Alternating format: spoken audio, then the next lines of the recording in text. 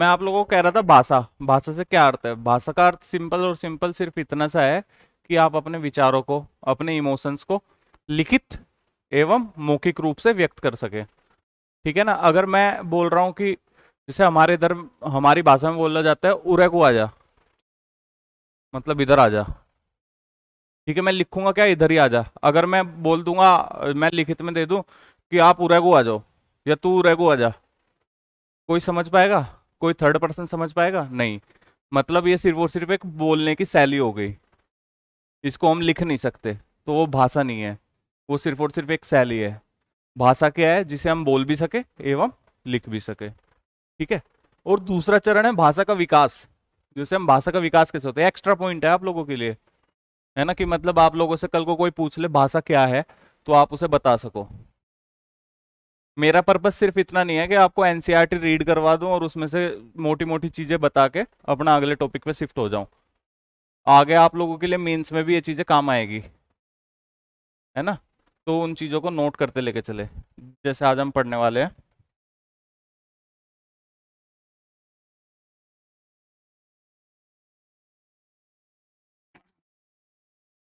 जैसे हमारे इसमें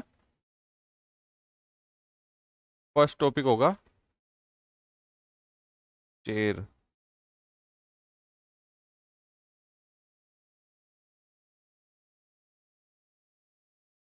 मलयालम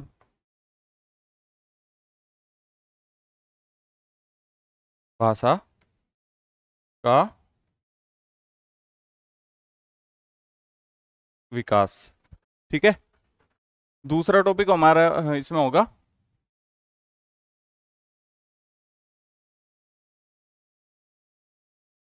शासक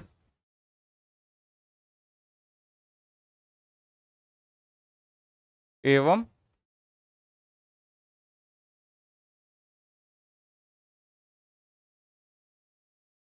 धार्मिक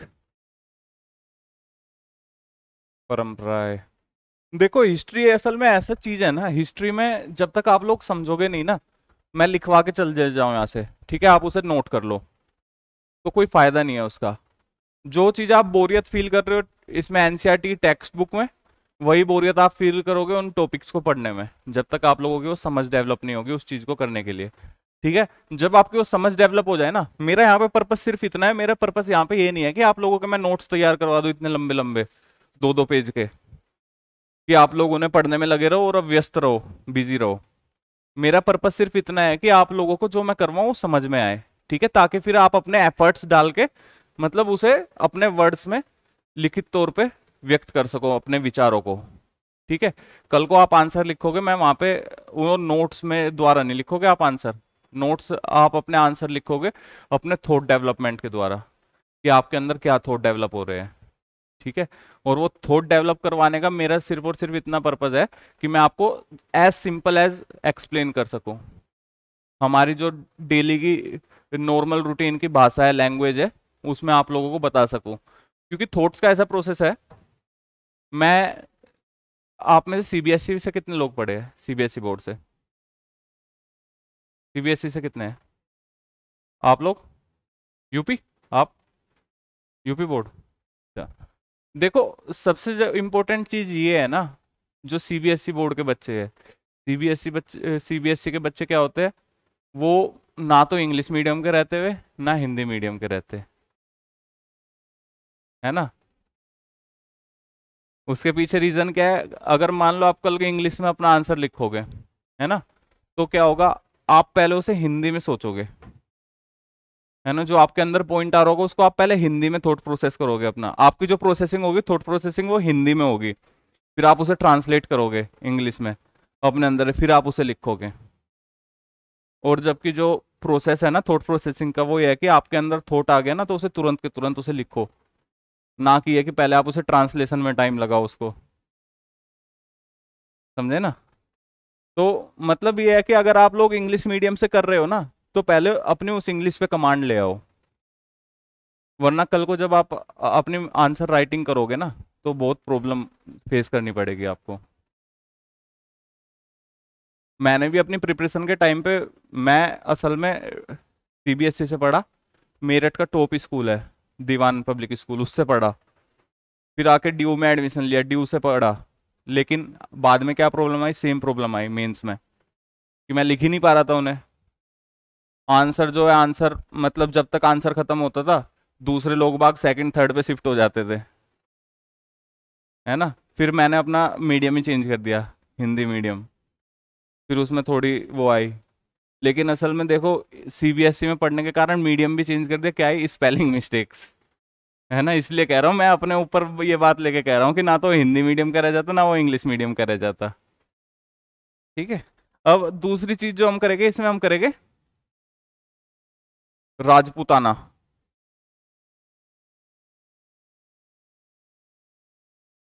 राजपूताना से आप लोग क्या समझते हैं? राजपूताना क्या चीज है? What is Rajputana? देखिए, जो राजपूताना है ना, राजपूताना, राजपूताना जो नाम है ये असल में ब्रिटिशर्स ने दिया है। राजपूत मतलब राजपुत्र, जो यज्ञ से डेवलप हुए हो। ठीक है, जो यज्ञ से डेवलप हुए हो, क्षत्रिय हो, जिनका धर्म लड़ना हो। जो राजपूताना है ना, ये ब्रिटिशर्स द्वारा नाम दिया है।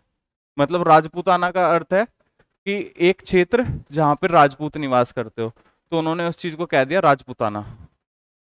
ठीक है ना। फिर जो हमारा फोर्थ पॉइंट होगा, फोर्थ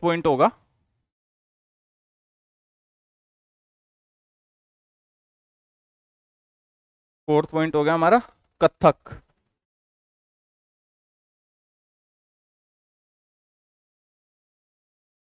कथक कहाँ का नृत्य है? कथक कहाँ का नृत्य है? यूपी का? नॉर्थ इंडिया का, ना कि पर्टिकुलर यूपी का, नॉर्थ इंडिया का। ठीक है ना। इसके भी दो स्कूल हुए हैं। एक स्कूल हुआ है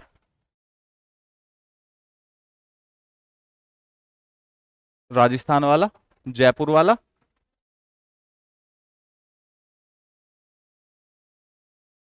और दूसरा स्कूल हुआ है इसका अवध।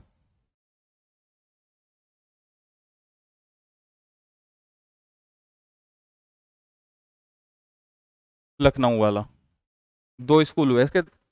इसे असल में आगे चल के घरानों में डेवलप कर दिया गया, है ना, कथक। आगे बताऊंगा आपको, अभी अगर पूरी कहानी बता दी तो क्या फायदा रह जाएगा। ठीक है। और पांचवा जो हमारा टॉपिक है, पांचवा है हमारा चित्रकला।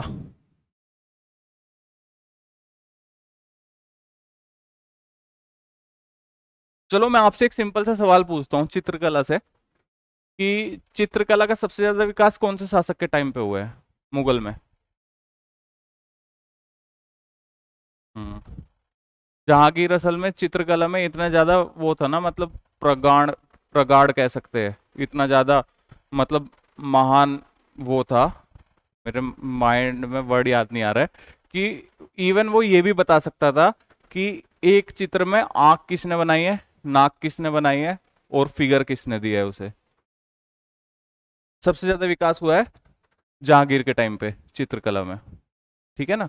ये जो छोटे छोटे पॉइंट्स है ना, ये आप लोगों को जब पीटी होगा ना आपका, ये सबसे ज्यादा पॉइंट्स काम आते हैं स्टेट पीसीएस में। स्टेट पीसीएस में जब स्टेटमेंट्स आती है ना, उसके अंदर ये स्टेटमेंट्स आती है, जब आपको ये चीजें छोटी छोटी याद रहती है ना, तो आपको एलिमिनेट करने में फायदा होता है। यूपीएससी ने तो इस साल एलिमिनेशन बिल्कुल खत्म ही कर दिया।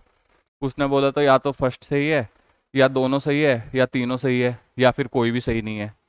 लेकिन स्टेट पीसीएस अभी भी ओल्ड पैटर्न पे चल रहा है। ठीक है ना। और छठा पॉइंट होगा हमारा बंगाल एवं बंगाली भाषा का विकास। बंगाली भाषा का,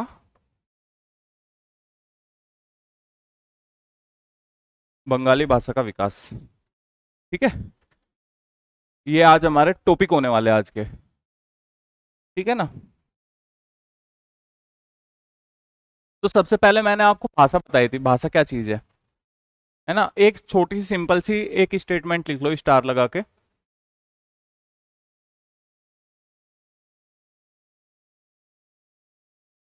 ये टॉपिक से हट के है ना, इसीलिए इसे हाईलाइट कर लेना पहले ही। ठीक है। लिखो भाषा क्या चीज है, भाषा।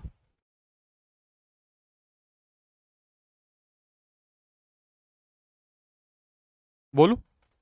भाषा वह साधन है, भाषा वह साधन है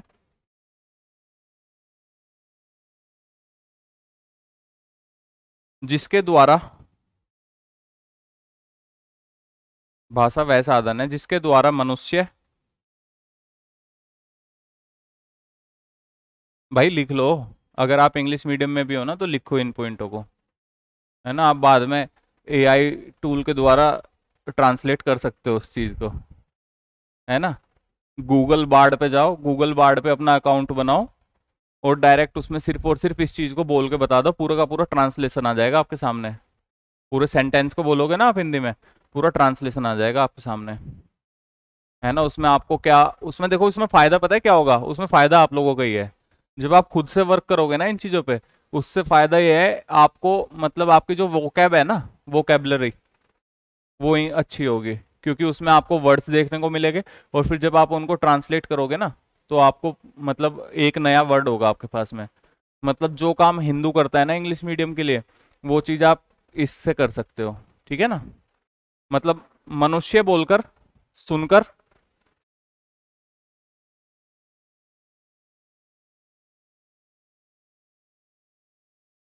लिखकर, व पढ़कर,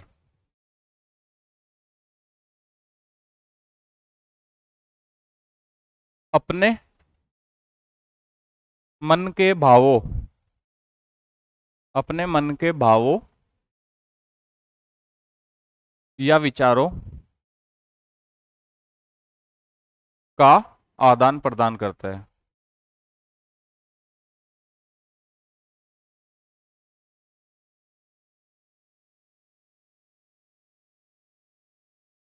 ठीक है। और इसमें अगला पॉइंट डालेंगे हम, भाषा का विकास, भाषा का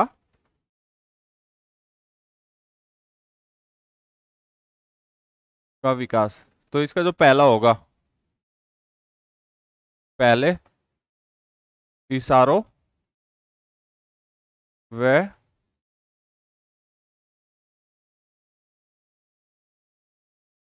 पहले मनुष्य ने क्या किया होगा यूज, इशारों व ध्वनियों का यूज किया होगा, ठीक है ना। स्पेलिंग आप लोग सुधार लेना, मैं पहले ही कह रहा हूँ है ना, कभी आप लोग, ध्वनियों, ध्वनियों, इशारों, इशारों, इशारों व ध्वनियों का, हाँ ध्वनियों मतलब कि साउंड्स, साउंड इफेक्ट्स, है ना।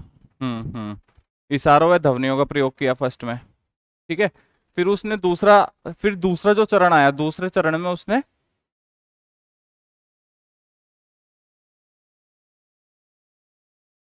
शब्दों का यूज करना की शुरू किया, है ना। मतलब एक एक शब्द यूज किए उसने, है ना। मतलब जैसे उसने बोला कि ये एक हिरण है, ये एक हिरण है, तो पूरा सेंटेंस हो गया, उसने सिर्फ हिरण का यूज किया। फिर बाकी उसमें इशारे में बताया कि ऐसे ऐसे करके कि मारना है, जैसे उसने बोला हिरण, ठीक है, शब्दों का यूज किया। और तीसरा,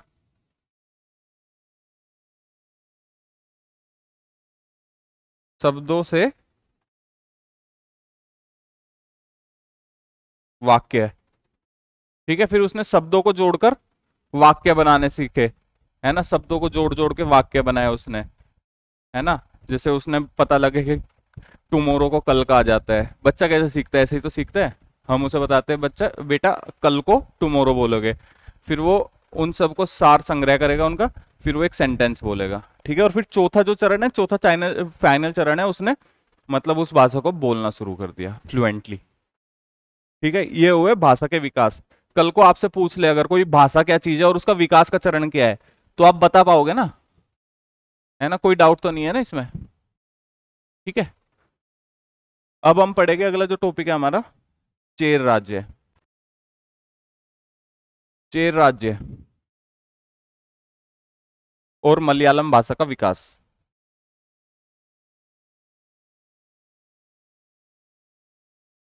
जो चेर राज्य हुआ है, ये हुआ है केरला कोस्ट पर, ये हमारा हो गया पेनिनसुलर इंडिया,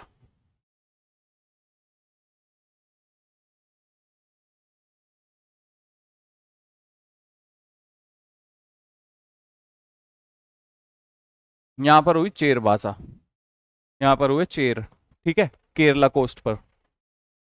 तो असल में जो चेर थे, चेरों ने क्या किया, चेरों की जो भाषा थी मलयालम भाषा, मलयालम भाषा उनकी थी ऑफिशियल लैंग्वेज, है ना। चेरों की जो लैंग्वेज थी मलयालम, वो थी उनकी ऑफिशियल लैंग्वेज, मतलब पत्राचार की लैंग्वेज, जो वे लोग यूज किया करते थे अपने डेली टू डेली, मतलब जो उनके ऑफिशियल वर्क्स होते थे उसमें। और जो मलयालम लैंग्वेज थी, मलयालम लैंग्वेज वहाँ की लोकल लैंग्वेज थी, है ना, वहाँ के लोकल लोग यूज किया करते थे मलयालम को, ठीक है।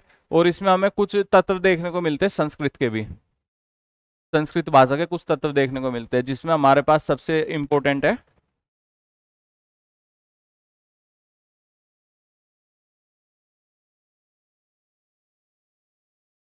केरल का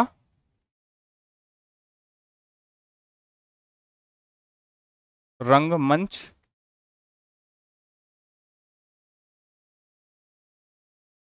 मंदिर, ठीक है ना, इसको नोट कर लो आप। इसमें हमें संस्कृत के टच देखने को मिला है, इसमें संस्कृत भाषा का।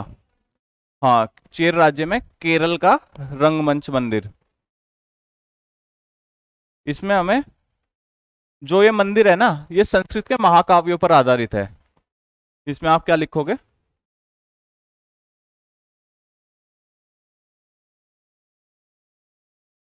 संस्कृत के महाकाव्यों पर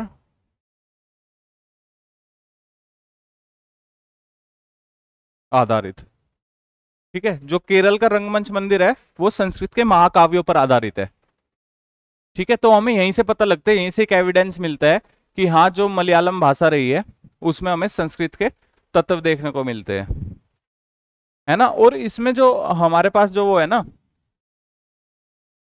इसमें हमारे पास इन्होंने क्या कहा है, इन्होंने अपने आप को, अपने इमोशंस को, मतलब कि मलयालम भाषा को व्यक्त करने के लिए इन्होंने मणि प्रवालम का सिद्धांत दिया है, मणि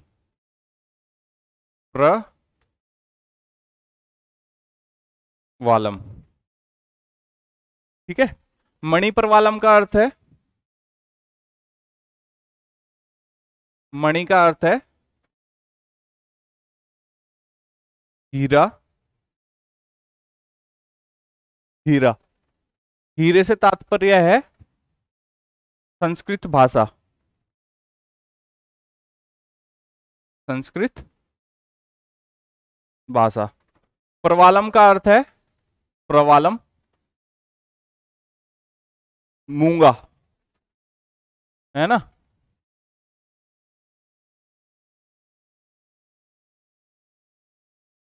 मूंगा, इसमें हमें क्या है, इसमें मलयालम भाषा, मल मलयालम भाषा, ठीक है। इसमें हमें क्या पता लगता है, इसमें हमें पता, मतलब एक मिश्रण, मिश्रण, है ना, एक मिश्रण देखने को मिलता है हमें उनकी संस्कृति में, है ना, उनकी लैंग्वेज में। मणि प्रवालम जो है, मणि का अर्थ है हीरा, हीरे से हमें क्या, उन्होंने व्यक्त किया संस्कृत भाषा को, ठीक है। प्रवालम, प्रवालम का अर्थ है मूंगा, मूंगे से उन्होंने व्यक्त किया मलयालम भाषा को। मतलब उन्होंने कहा कि जो वहां की लोकल लैंग्वेज हुई मलयालम, ठीक है, उससे उन्होंने बताया कि जो हमारी लोकल लैंग्वेज है वो तो है ही है, प्लस जो हमारी संस्कृति है उसमें हमें संस्कृत के भी कुछ फैक्ट्स देखने को मिलते हैं, ठीक है।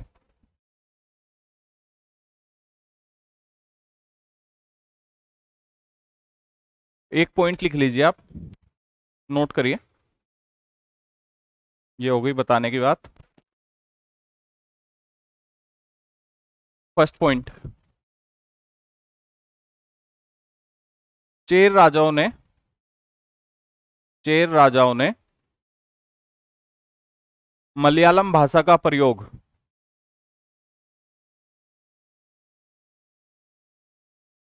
चेर राजाओं ने मलयालम भाषा का प्रयोग सरकारी पत्राचार में किया, सरकारी पत्राचार में किया,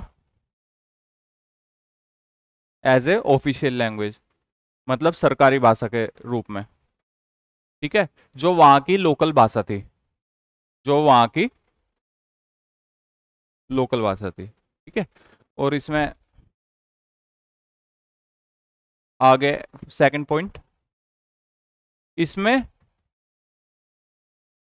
इसमें संस्कृत भाषा शैली,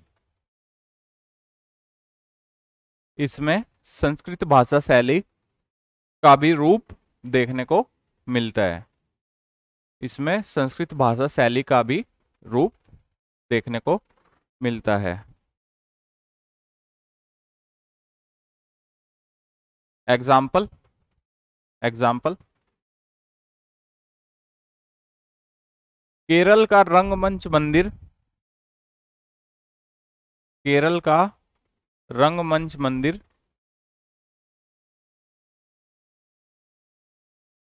जो संस्कृत के महाकाव्यों पर आधारित है, जो संस्कृत के महाकाव्यों पर आधारित है।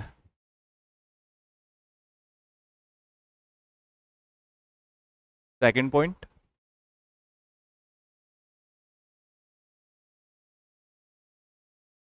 चौदहवीं शताब्दी का, चौदहवीं शताब्दी का एक ग्रंथ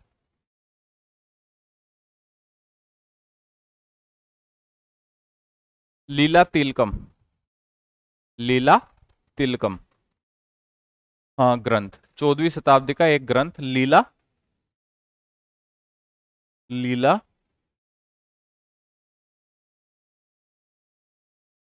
तिलकम, ठीक है, जो व्याकरण तथा काव्य शास्त्र, जो व्याकरण तथा काव्य शास्त्र का विषय है, का विषय है, जो इसमें मणिप्रवालम, मणिप्रवालम शैली में लिखा गया है, जो मणिप्रवालम शैली में लिखा गया है।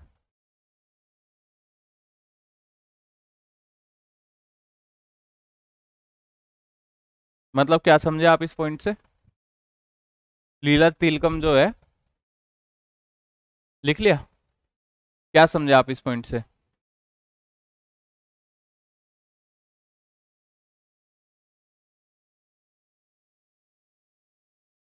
क्या समझे? मणिप्रवालम का अर्थ क्या है? कौन को? हाँ मलयालम, ठीक है। और ये इसी पर आधारित है, जो व्याकरण और क्या बोलते हैं काव्य शास्त्र पर आधारित है ना। मतलब कि इसमें संस्कृत के भी कुछ तत्व मिलेंगे हमें देखने को, और मलयालम भाषा के भी कुछ तत्व देखने को मिलेंगे, ठीक है। समझ आई ना ये चीज आप लोगों को? ठीक है। अब जो हमारा अगला चीज है, अगला जो टॉपिक होने वाला है हमारा, वो होने वाला है शासक एवं धार्मिक परंपराएं, है ना। कुछ शासकों उनके उनके टाइम में क्या धार्मिक परंपराएं जुड़ी, है ना। एक चीज हम बोलते हैं रिचुअल, मतलब जो परंपरा है वो आखिर है क्या चीज, परंपरा किस चीज से शुरू होती है। देखिए परंपरा एक छोटी सी चीज है, मतलब जब कोई भी एक, आपको एग्जाम्पल दूं मैं, मान लो कुछ बंदर है ना, एक बॉक्स के अंदर कुछ बंदर रखे गए, मान लो 5 बंदर रख दिए गए, ठीक है। उसमें से ऊपर एक सीढ़ी रखी गई, ऊपर केले रख दिए गए।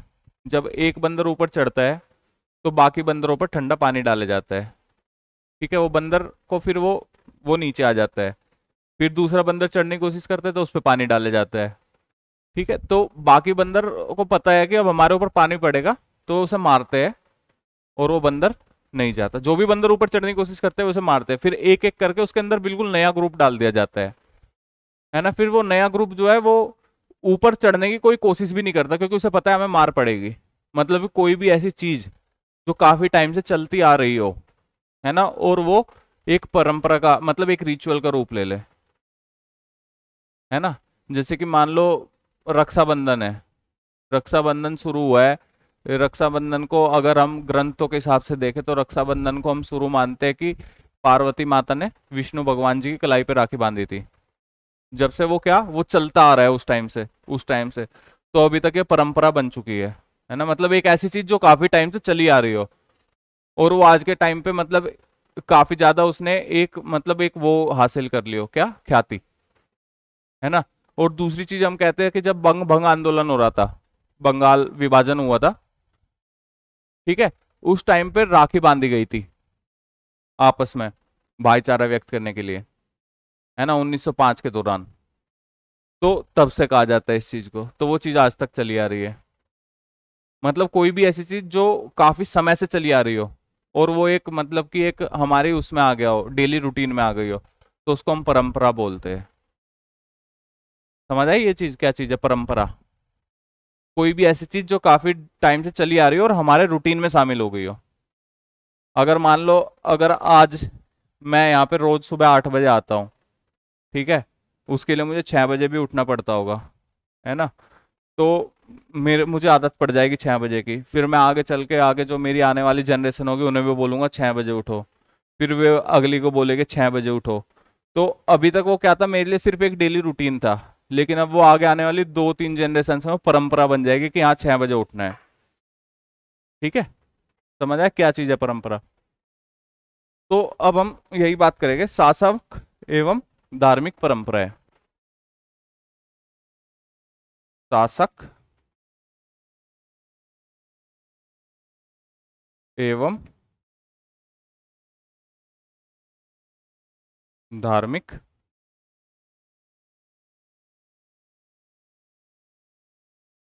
परंपराएं। देखिए इसमें हम देखने को मिलते हैं, अब हम यहाँ पे बात करेंगे जगन्नाथ मंदिर के बारे में, है ना। जो जगन्नाथ मंदिर है, जगन्नाथ मंदिर कहाँ पे सिचुएटेड है? उड़ीसा में है, पुरी में। ठीक है, तो जगन्नाथ का अर्थ क्या है? जगन्नाथ का अर्थ है जगत का, जगत का मालिक, जगन्नाथ, उन्हें कहा गया है जगत का मालिक। ठीक है, जो जगन्नाथ मंदिर है, यहाँ पे जगन्नाथ में एक पीठ भी स्थापित की गई थी, किसके द्वारा की गई थी बताओ? हाँ, वर्ड पढ़ाया था ना मैंने, आपको याद है ना। ठीक है, वो पीठ भी स्थापित की गई थी। और जो यहाँ पे जगन्नाथ मंदिर का निर्माण करवाया गया, मतलब कि एक जो मंदिर का निर्माण करवाया गया, वो करवाया गया गंग वंश के शासक हुए हैं। ठीक है, गंग वंश के कौन से शासक हुए हैं?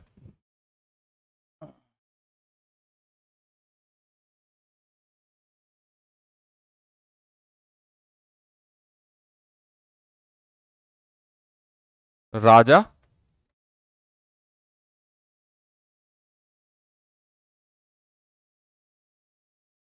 अनंत वर्मन, राजा अनंत वर्मन। ठीक है, इन्होंने क्या करा, इन्होंने जो पुरी में पुरुषोत्तम जगन्नाथ का मंदिर है ना, पुरुषोत्तम जगन्नाथ का मंदिर है, उसे स्थापित किया। ठीक है, और हम क्या चीज देखते हैं, अगर जैसे हम परंपरा, मैंने आपको शुरू में बताया था परंपरा जो काफी टाइम से चली आ रही हो और हमारे उसमें ब्लड में मतलब हमारे डेली रूटीन में शामिल हो गई हो, तो इसमें हम परंपरा की बात करें तो इसमें हम परंपरा की बात देखते हैं। जो जगन्नाथपुरी की मूर्ति है जगन्नाथ की, उसका निर्माण कौन करते हैं? वहां के जो नॉर्मल ट्राइब्स है ना, जो कास्ट मूर्ति है उनकी, उसका निर्माण शुरू से वही करते आए हुए हैं, जो आज भी वही कर रहे हैं। तो इससे हम क्या जान पा रहे हैं? इससे हम ये जान पा रहे हैं कि शायद एक टाइम पर जो थे जगन्नाथ भगवान थे, उनको आगे चल के विष्णु का दर्जा दे दिया गया। शायद वो एक टाइम पे वहां के लोकल ट्राइब के भगवान रहे होंगे, है ना, एक लोकल देवता रहे होंगे। लेकिन आगे चल के क्या हुआ, वो हमारी परंपरा में शामिल हो गए। ठीक है, तो उनको विष्णु भगवान का दर्जा दे दिया गया। और परंपरा का आज जो हम रूप देखते हैं वो ये है कि आज भी जो वहां पे जगन्नाथपुरी में विष्णु भगवान की जो मूर्ति तैयार की जाती है, कास्ट मूर्ति मतलब लकड़ी की मूर्ति, वो अभी भी वहां के लोकल ट्राइब्स के द्वारा ही बनाई जाती है ना। तो ये है परंपरा। ठीक है, और जो इनसे अगले शासक हुए राजा अनंत वर्मन से,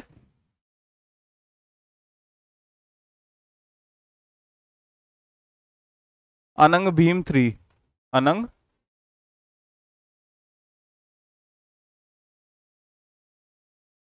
अनंग भीम थ्री, इन्होंने क्या किया, इन्होंने कहा कि जो मैं हूं, मेरा शासन है, वो मैं अपना जो शासन है वो असल में यहाँ पे जगन्नाथ का ही शासन है, मैं तो सिर्फ उनका प्रतिनिधि हूं। मतलब इन्होंने अपने आप को जगन्नाथ का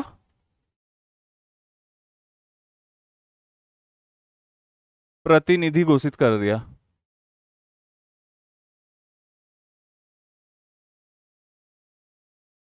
मतलब इन्होंने क्या कहा कि मैं जगन्नाथ का प्रतिनिधि हूं, है ना। जो सेम चीज आगे भी चलती रही चलती रही।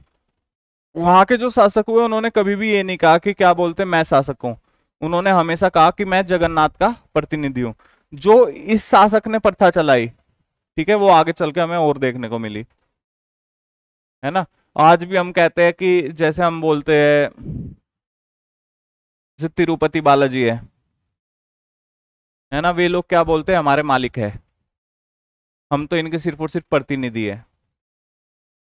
मतलब ये एक प्रथा का भाग बन चुका है।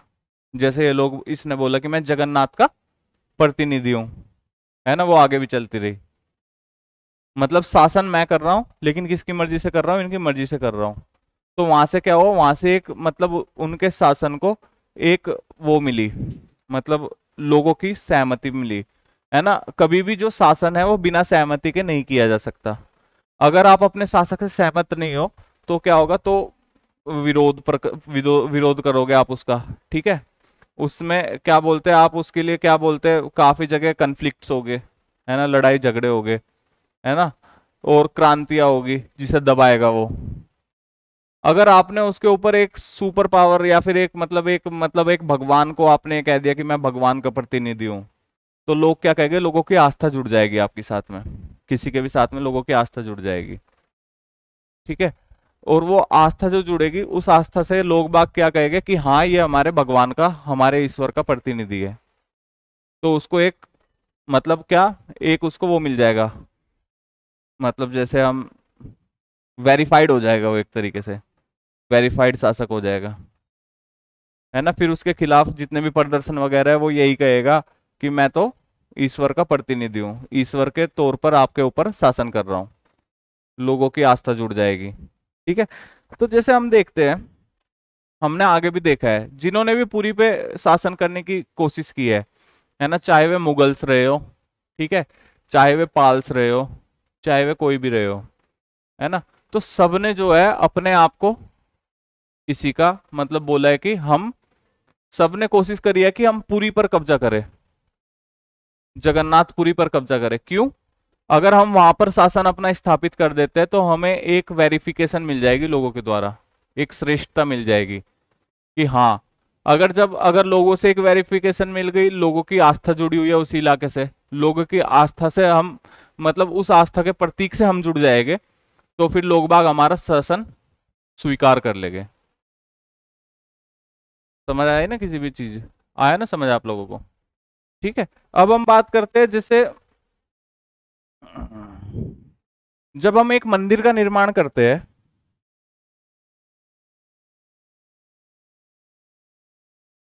जब हम एक मंदिर का निर्माण करते हैं तो इससे क्या चीज होती है, इससे पहली चीज जो होगी, पहली चीज होगी मतलब मंदिर का निर्माण होगा तो वहां पे दुकानें खुलेगी, ठीक है, दुकानें खुलेगी, टूरिज्म बढ़ेगा, है ना।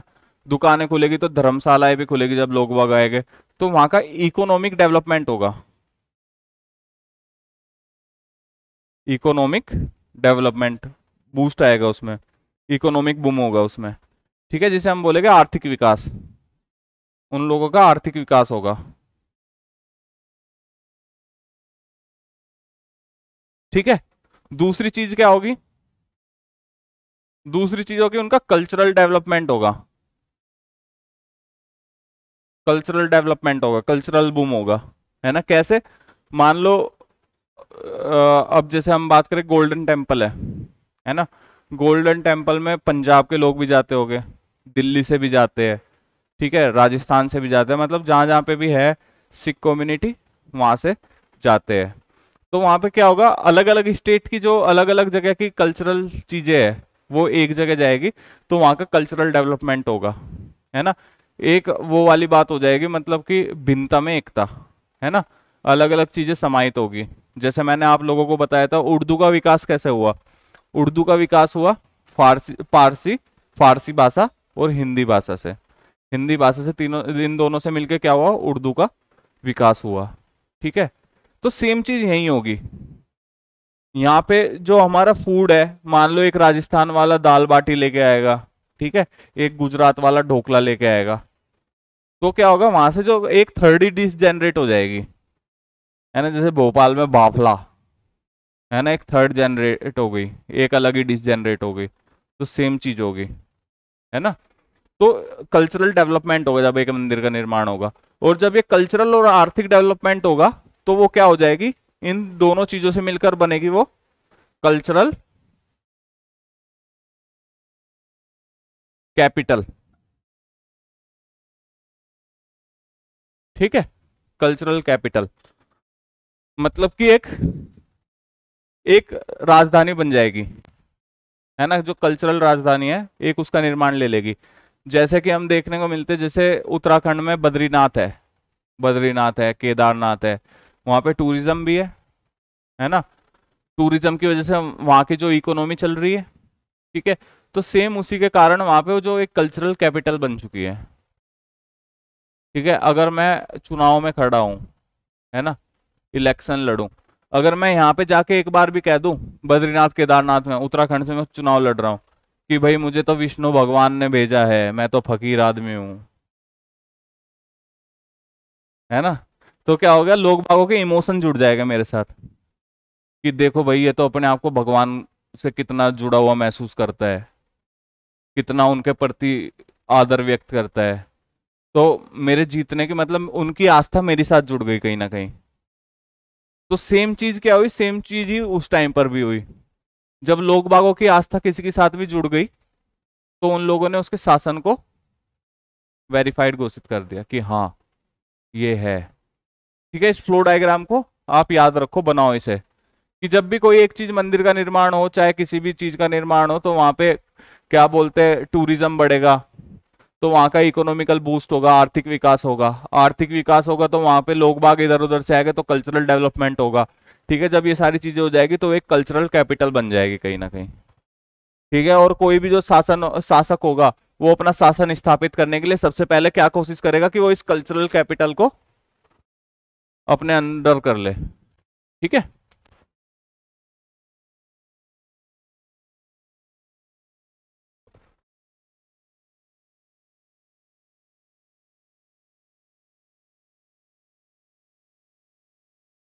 समझ आया आप लोगों को? इसमें कुछ लिखवाने की जरूरत है आप लोगों को? इसमें एक आधा पॉइंट लिखवाऊं? ये समझ लिया आप लोगों ने इसी के द्वारा? ये फ्लो डायग्राम डाउनलोड, वो डाउनलोड कर रहा हूँ यार, ऐसी आदत बढ़ गई है। ठीक है, ड्रॉ कर लिया आप लोगों ने?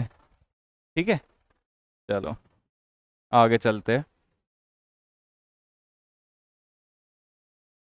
अब हम बात करेंगे राजपूतों की शूरवीरता एवं उनकी परंपरा के बारे में, राजपूतों के बारे में।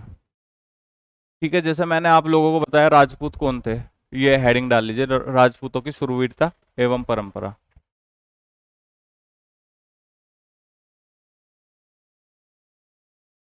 शूरवीरता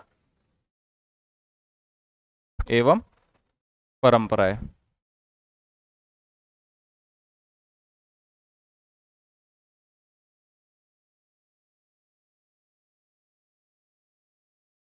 देखो मैंने आप लोगों को पहले भी बताया था, जो राजपूताना है ना, राजपूत, राजपूताना, राजपूत कौन है, जो राजपुत्र है, जिसका मतलब अलग अलग थियोरीज है, जिसमें से एक थियोरी कहती है कि जो राजपूत है उनका जन्म हुआ अग्निकुंड के द्वारा।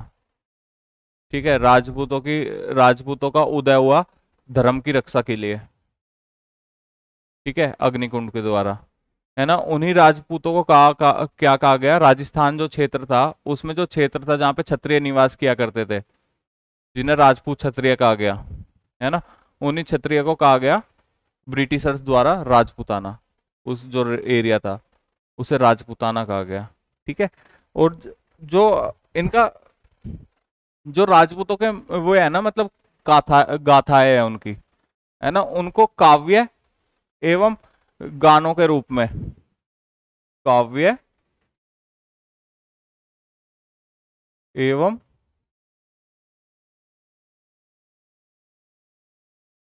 गान, है ना, काव्य एवं गान के रूप में चरण भाटों ने लिखा है।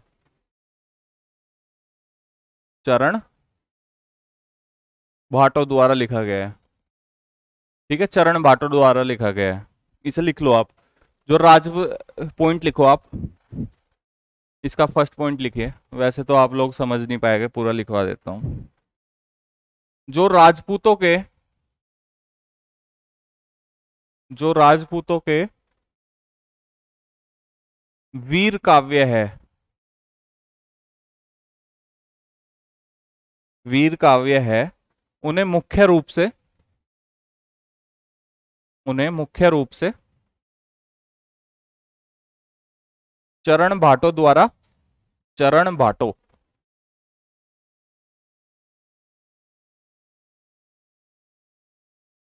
चरण भाटों द्वारा गाए जाते हैं, गाए जाते हैं। असल में जो चरण भाट है ना, भाट, भाटो, ये एक कम्युनिटी थी। इनका काम एक ही था कि ये लोग क्या करेंगे, ये लोग इनके मतलब जो इनकी वीर गाथाएं है ना, इनकी जो परंपराएं रही है, उन्हें गायन शैली के रूप में गाएंगे, बताएंगे एवं लिखेंगे। ठीक है, एग्जाम्पल दे दूं, अब हमारे यहाँ पर भी होता है, भाट आता है। पता है भाट आप लोगों को? आप लोगों को नहीं पता होगा। जब मेरा भी जन्म हुआ था, आगे चल के हमारे घर में किसी का भी जन्म होगा तो हमारे घर में भी भाट आता है। वो भाट क्या होता है? वो भाट एक इतनी बड़ी पुस्तक रखता है, उसमें हमारा का पूरा फैमिली ट्री है उसमें, हमारी ओल्ड जनरेशन से लेके अब तक का।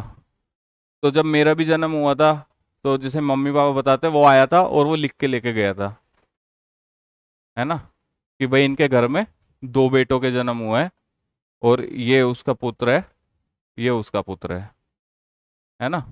मतलब वो सब चीजें उसने नोट कर ली। अब जब आगे चल के भाई हमारे भी होगा, तो वो फिर आएगा, वो लिखेगा कि ये जो हमारा वंश है वो इस वंश से जुड़ा, और मतलब एक पूरा फैमिली ट्री है जो वो बहुत पहले से बनाता हुआ आ रहा है, जब हमारे पूर्वज हुआ करते थे, है ना।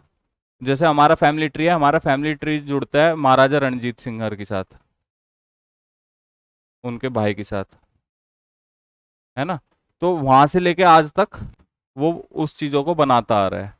तो ये काम जो होता था, मुख्य रूप से इन्हें कह सकते हैं कि एक तरीके से हिस्टोरियन कह लो। जो ये भाट है, ये भाट किया करते थे इस काम को, मतलब गायन शैली में, कथन शैली में बताया करते थे चीजों को। ठीक है, अब अगला पॉइंट लिख लीजिए आप। यह जो वीर काव्य है, नेक्स्ट पॉइंट, यह जो वीर काव्य है,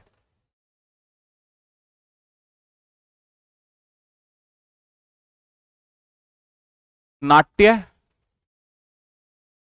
नाट्य रूप में दिखाया जाता था। यह जो वीर काव्य है, नाट्य रूप में दिखाया जाता था। हाँ, और नेक्स्ट पॉइंट, राजपूत काव्यों में, राजपूत काव्यों में महिलाओं का भी उल्लेख है, महिलाओं का भी उल्लेख है, तथा सती प्रथा का भी, तथा सती प्रथा का भी। मतलब जो हमें जो और प्रथा देखने को मिलती है ना, उन्होंने क्या कहा है कि जो राजपूत महिलाएं हुई है, सेम चीज किसने कही थी? सेम चीज कही थी उसने, अलाउद्दीन खिलजी ने भी, कि राजपूत महिलाएं है वे किसी से नहीं डरती, है ना, किसी से डरती नहीं है, खौफ नहीं खाती है। क्यों? जो और प्रथा, मतलब अपनी अस्मत नहीं मिटने देगी, अपने आप को खत्म कर लेगी, है ना।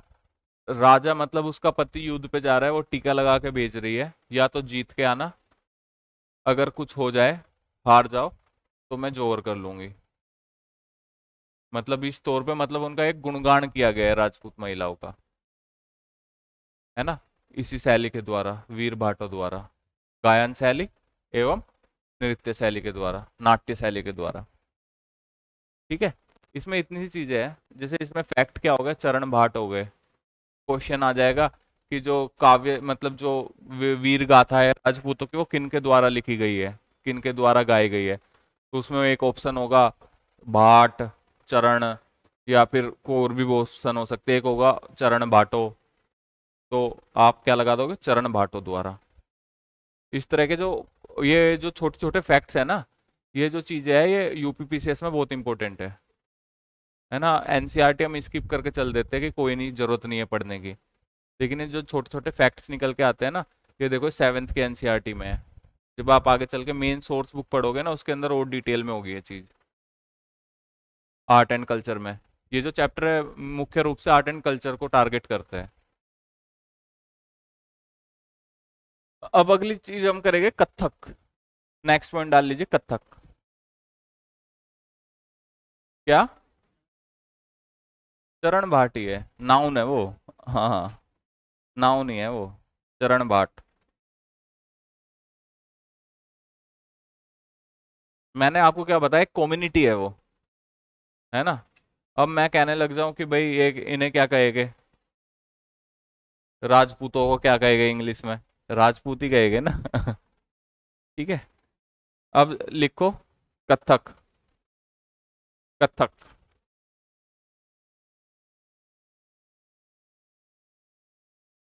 कथक से आगे आप लोग क्या समझते हैं।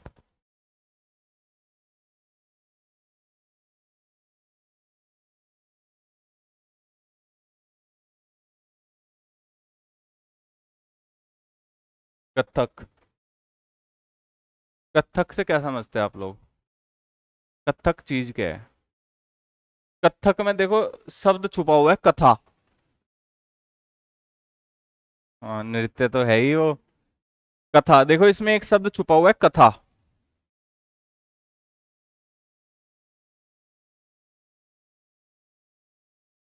वे लोग जो किसी कथा को, जो कथा को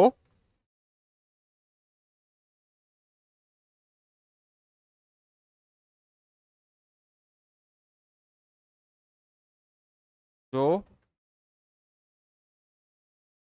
है, कथा को नृत्य से तथा भाव,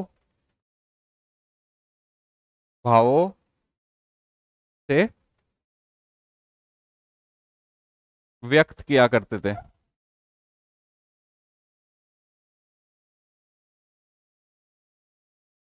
मतलब कथा, कथक क्या था, मतलब कथक था कथा, कोई भी कथा हो। कथक कौन परफॉर्म करते थे, वे लोग जो किसी भी कथा को नृत्य एवं अपने हाव भावों से व्यक्त कर दे, है ना।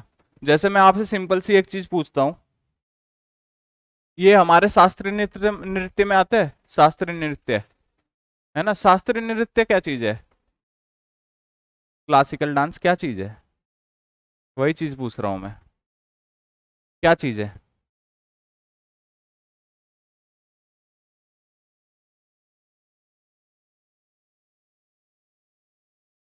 देखो, क्लासिकल डांस एक डांस फॉर्म है, जिस डांस फॉर्म द्वारा आप अपने भाव, अपने इमोशंस, ठीक है, डांस के द्वारा व्यक्त कर दो, है ना। आप क्रोधित हो, है ना, आपकी आंखों में क्रोध झलक रहा है डांस के दौरान, है ना, मतलब आपका भाव है ना। आप किसी मतलब किसी वीर कथा को व्यक्त करना चाह रहे हो अपने डांस के द्वारा, आपके हाथों में कंपन है ऐसे, है ना, कुछ भी हो सकता है, हाथ में डंडा है, कंपन है, मतलब क्या आपके क्या भाव है, एक वीर भाव है आपके अंदर।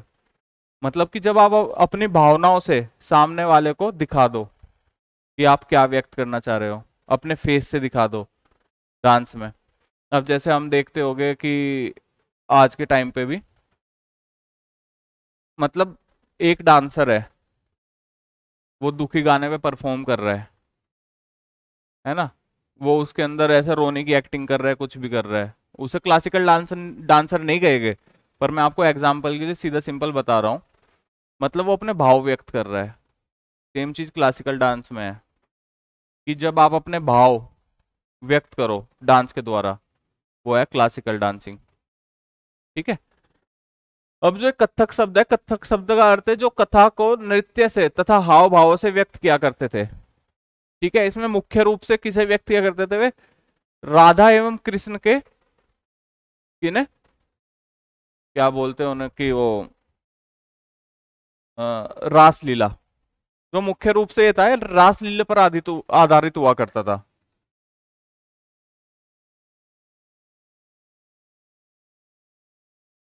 रासलीला पर,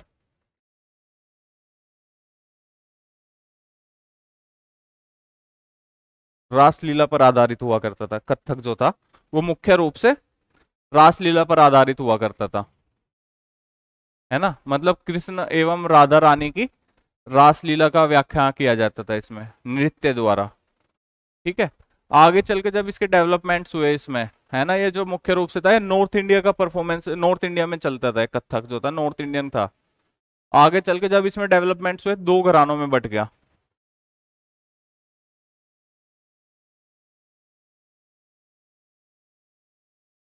एक घराना हुआ इसका राजस्थान वाला, आरजे लिख रहा हूं इसे,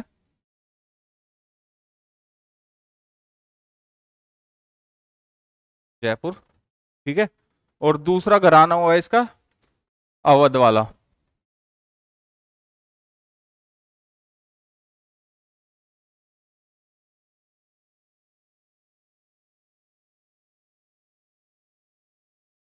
लखनऊ वाला। ठीक है। और इसको संरक्षण किसने दिया? इसको संरक्षण दिया अवध के नवाब,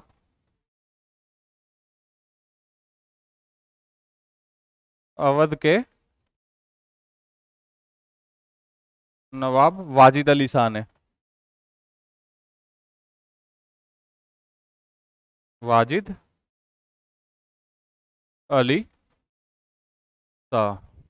इसे नोट कर लो आप, हाईलाइट कर लेना इस पॉइंट को, ये पूछ सकता है आपको आगे, है ना, एमसीक्यू फॉर्म में, कि भाई कितने घरानों में बटा कथक कला शैली, है ना। एक घराना हुआ राजस्थान, एक घराना हुआ लखनऊ। लखनऊ घराने को किसने संरक्षण दिया? लखनऊ घराने को संरक्षण दिया अवध के नवाब वाजिद अली शाह ने। ठीक है। ये पूछ सकता है कि कथक में किसको व्यक्त किया जाता था, है ना, कृष्ण भगवान जी की लाश रासलीलाओं पर मुख्य रूप से आधारित था। ठीक है। ये पूछ सकता है कि शास्त्रीय नृत्य क्या होता है? शास्त्रीय नृत्य वो नृत्य शैली है जिसके द्वारा आप अपने हाव भावों को व्यक्त कर सके अपने नृत्य के द्वारा। ठीक है। आप एक बार इसके फॉर्म लिख लीजिए।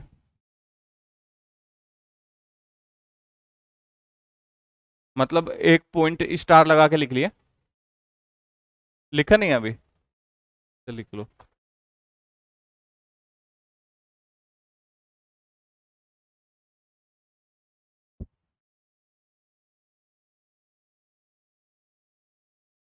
स्टार, स्टार हो गया। तो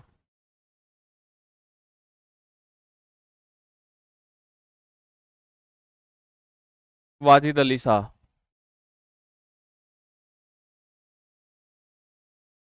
कोई डाउट? कोई डाउट? कोई डाउट किसी को पीछे? डाउट कोई? क्लियर है ना सब? लिखवाऊं? स्टार, स्टार लगा के हेडिंग डाल लो आप। शास्त्रीय नृत्य क्या होता है? शास्त्रीय नृत्य क्या होता है, उसमें पॉइंट लिख लीजिए अगला।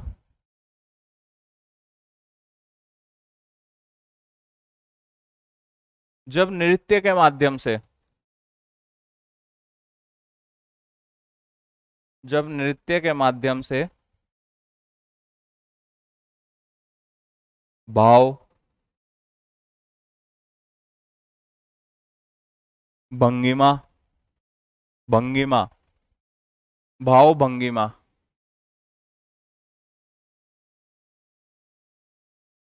Feeling, feeling, feeling, feeling, feeling,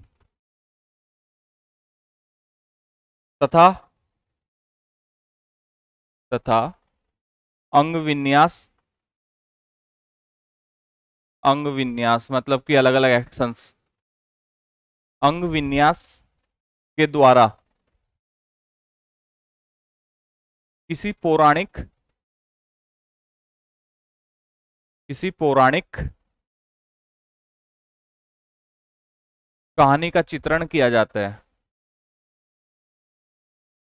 किसी पौराणिक कहानी का चित्रण किया जाता है तो वह शास्त्रीय नृत्य कहलाता है।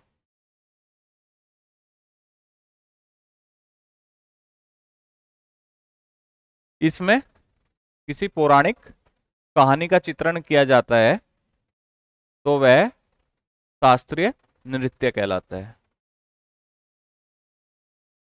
क्लासिकल डांस कहलाता है। ठीक है, इसमें बेसिकली जो है 9 प्रकार के रसों का यूज किया जाता है। रस पढ़े हैं किसी ने आप लोगों में? रस कितने प्रकार के होते हैं?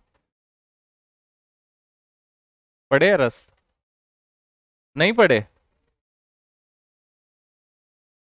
हाँ, श्रृंगार रस जो है वो रसों का राजा कहा जाता है। श्रृंगार रस को रसों का राजा कहा जाता है ना। आगे जब आप पीसीएस दोगे, आप में से कौन कौन पीसीएस देना चाहते हैं? कौन कौन है? एक दो तीन, बस तीन ही लोग हो? और कोई नहीं देना चाहता? अच्छा, चार।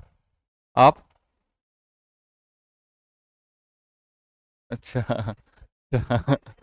देखो इसमें है ना, आपको जो सेकंड पेपर होगा ना सी सेट वाला, उसके अंदर हिंदी भी आती है तो आपको उसमें पढ़ना पड़ेगा रस। है ना, मैं आपको एक ऊपर ऊपर से आइडिया दे देता हूँ।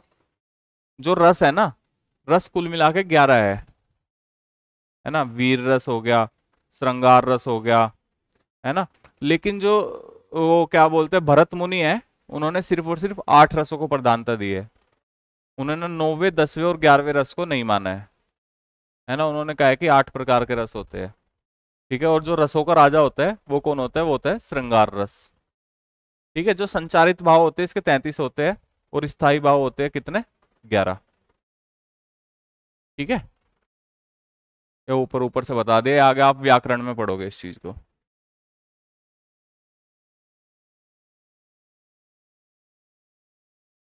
क्या?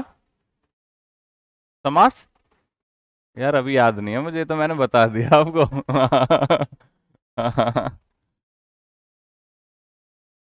लिख लीजिए, आप कुछ शास्त्रीय नृत्य लिख लीजिए कि जो किस किस स्टेट स्टेट में परफॉर्म होते हैं, है ना। लिखो नृत्य,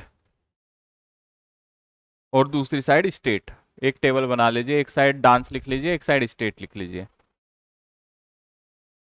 भारतनाट्यम, भारतनाट्यम डांस फॉर्म है, भारतनाट्यम।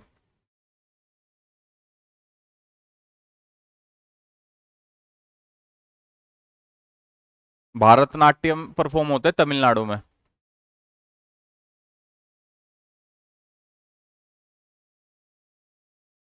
कथकली, केरल।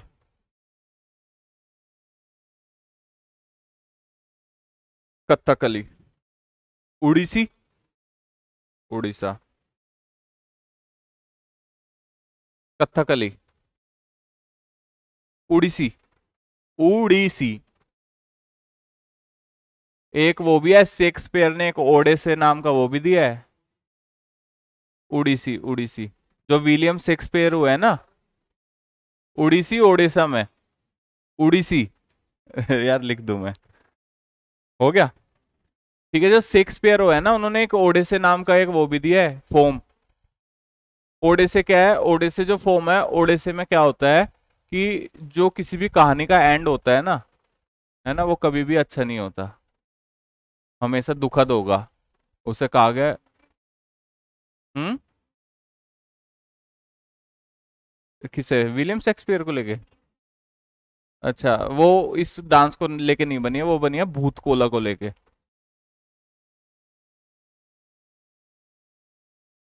हम्म। अच्छा अच्छा अच्छा अच्छा, ओके। वो मुझे लगा आप कांतारा की बात कर रहे हैं। हाँ हाँ हाँ। जैसे ये है जो ओडिसी फॉर्म है ना किसी भी उसका, जो विलियम शेक्सपियर थे उन्होंने बताया था, जो ओडिसी फॉर्म है उसमें जो कभी भी किसी भी कहानी का एंड होगा, वो कभी भी, जैसे हम क्या देखते हैं, हीरो ने हीरोइन बचा ली, बस कहानी खत्म। उन्होंने बताया नहीं, इसमें हीरो की डेथ होती है। कहानी का जो एंड है वो हमेशा एक दुखद फॉर्म में होता है। ये ओडिसी फॉर्म में है जो विलियम शेक्सपियर ने दिया था। ठीक है। अब जो अगला लिखिए, आंध्र में कच्ची पूड़ी। कच्ची पूड़ी इन आंध्र प्रदेश। कच्ची पूड़ी। हाँ, कच्ची पूड़ी मतलब कच्ची पूरी। हाँ, आंध्र प्रदेश। और मणिपुरी इन मणिपुर। ठीक है।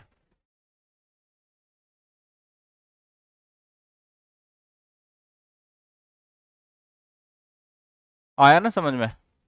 कोई प्रॉब्लम तो नहीं है ना इसमें अब कथक में कि क्या चीज है? ठीक है। अब बात करेंगे हम संरक्षकों के लिए चित्रकला। चित्रकला की, कि चित्रकला को किसने संरक्षण दिया, कैसे दिया। ठीक है, चित्रकला का कैसे डेवलपमेंट हुआ, है ना। अब इसमें आगे चल के मैं आपको वो भी लिखवाऊंगा, काफी इंपॉर्टेंट टॉपिक है। उत्तर मुगल शासक, उनका एक टेबुलर फॉर्म में आपको एक पूरा का पूरा वो दूंगा, वो टेबल बनाना आप लोग कि किस मुगल शासक को क्या कहा गया है। ठीक है। ये चित्रकला है, चित्रकला का डेवलपमेंट अलग अलग तरीके से हुआ है। ये चित्रकला क्या, जैसे मैं बताऊं, चित्रकला हुई है एक तो जो छोटे छोटे टेबुलर फॉर्म्स में हुई है ना, मतलब कि किसी ताड़पत्र पे लिख दिया, ये कर दिया। इस टाइम पे मध्यकालीन भारत में सबसे ज्यादा जो चित्रकला डेवलप हुई है वो इसी उसमें हुई है। मतलब बड़ी बड़ी चित्रकलाएं नहीं हुआ करती थी। ताड़पत्र पे चित्र बना दिया, ठीक है, लकड़ी के टुकड़े पे चित्र बना दिया, तख्ती पे चित्र बना दिया, इस तरीके से होती थी। और इसकी भी अलग अलग वो हुई है, जैसे कांगड़ा शैली हो गई, है ना। कांगड़ा शैली जो पहाड़ी क्षेत्र है हिमाचल के, उत्तराखंड के, वहां पे कांगड़ा शैली का विकास हुआ, कांगड़ा शैली चित्रकला का। ठीक है। तो आप पॉइंट लिख लीजिए, इसमें मैं आपको डायरेक्ट पॉइंट ही लिखवाता हूँ।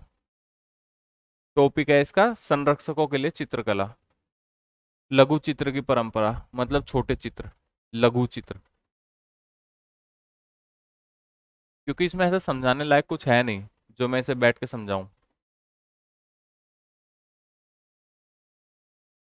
संरक्षकों के लिए चित्रकला एवं लघु चित्र की परंपरा। ठीक है। हम्म, क्या? अच्छा, संरक्षकों के लिए चित्रकला, संरक्षकों के लिए चित्रकला और डैश डाल के लघु चित्रों की परंपरा। इसमें लिखिए आप लोग, लघु चित्र क्या है, लघु चित्र लिखिए और उसके आगे डैश डाल के लिखिए।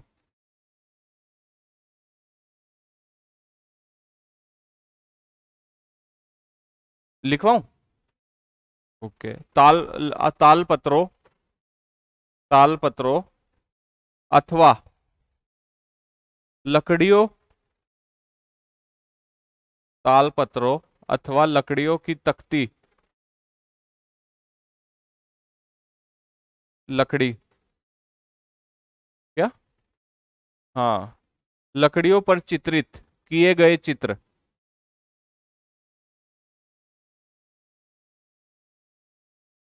किए गए चित्र लघु चित्र कहलाए। मतलब जो छोटी छोटी चीजों पे, इसके नाम से ही पता लग रहा है लघु, लघु का मतलब छोटा, है ना। सर्वाधिक सुंदर चित्र, सर्वाधिक सुंदर चित्र, सर्वाधिक सुंदर चित्र पश्चिम भारत में पाए गए, सर्वाधिक सुंदर चित्र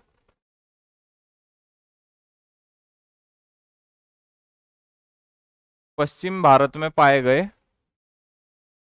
जैन ग्रंथों के सचित्र बनाने, जैन ग्रंथों के सचित्र के रूप में, जैन ग्रंथों के सचित्र के रूप में, मतलब कि ग्रंथों का चित्रण किया गया सचित्रों के रूप में। सचित्र मतलब चित्रण करना, है ना। जैसे मान लो ग्रंथ में लिखा हो, जैसे रामायण में लिखा है कि रावण का वध किया राम भगवान ने, तो उसको चित्र के फॉर्म में बता देना कि किस तरीके से किया होगा। तो जो सबसे ज्यादा सुंदर लघु चित्र है वे जो जैन ग्रंथों के ग्रंथ थे ना, जैन जैन ग्रंथ थे, उनके चित्रण के रूप में देखने को मिला है, जो लघु चित्र का सबसे सुंदर रूप है पश्चिमी भारत में। ठीक है, अब अगला पॉइंट लिख लीजिए। मेवाड़, मेवाड़, कोटा,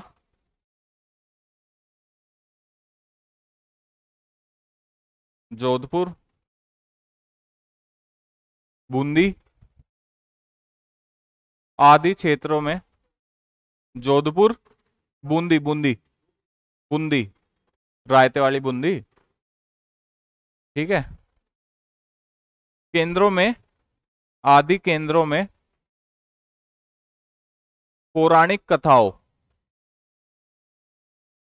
पौराणिक कथाओं तथा काव्यों के विषयों का चित्रण किया गया। पौराणिक कथाओं तथा काव्यों के विषयों का मतलब सब्जेक्ट्स का, विषयों का चित्रण किया गया।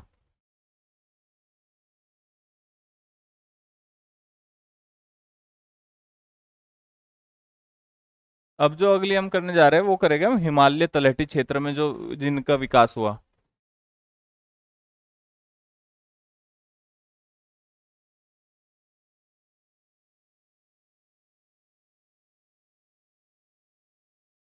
इसमें है ना दो कला शैलियों का विकास हुआ है। एक हुई है कांगड़ा, ठीक है, एक हुई है कांगड़ा जिसे हम देखते हैं हिमाचल प्रदेश में और उत्तराखंड में।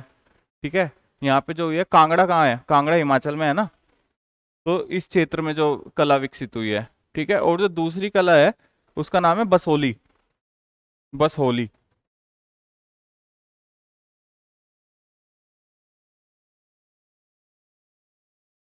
बसहोली शैली। ठीक है, इन दोनों में क्या फर्क है? इसमें जो है, इसमें ठंडे रंगों का यूज किया जाता था, ठंडे रंगों का प्रयोग, ठंडे रंगों का प्रयोग। जैसे कि एग्जाम्पल हरा, नीला, है ना, एग्जाम्पल हरा, नीला, इस तरह के रंगों का। ठीक है, इस तरह के रंगों का यूज किया जाता था ठंडे ठंडे रंगों का कांगड़ा कला शैली में। ठीक है, और जो बसोली है,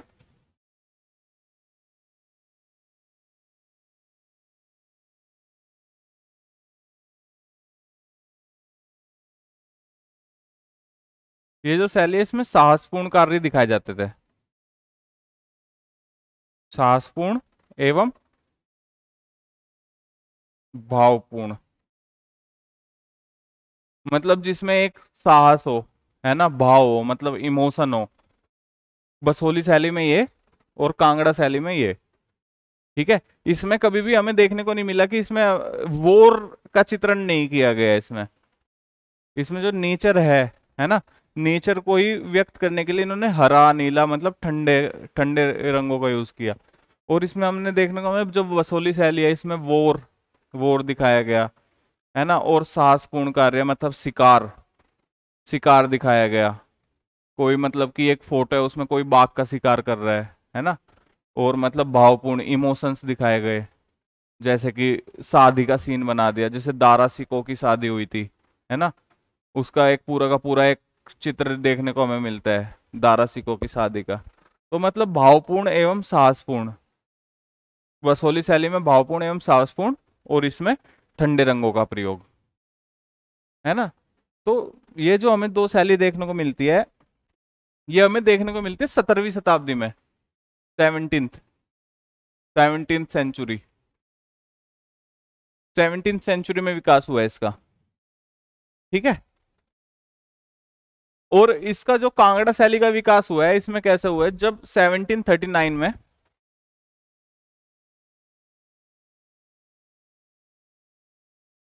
1739 में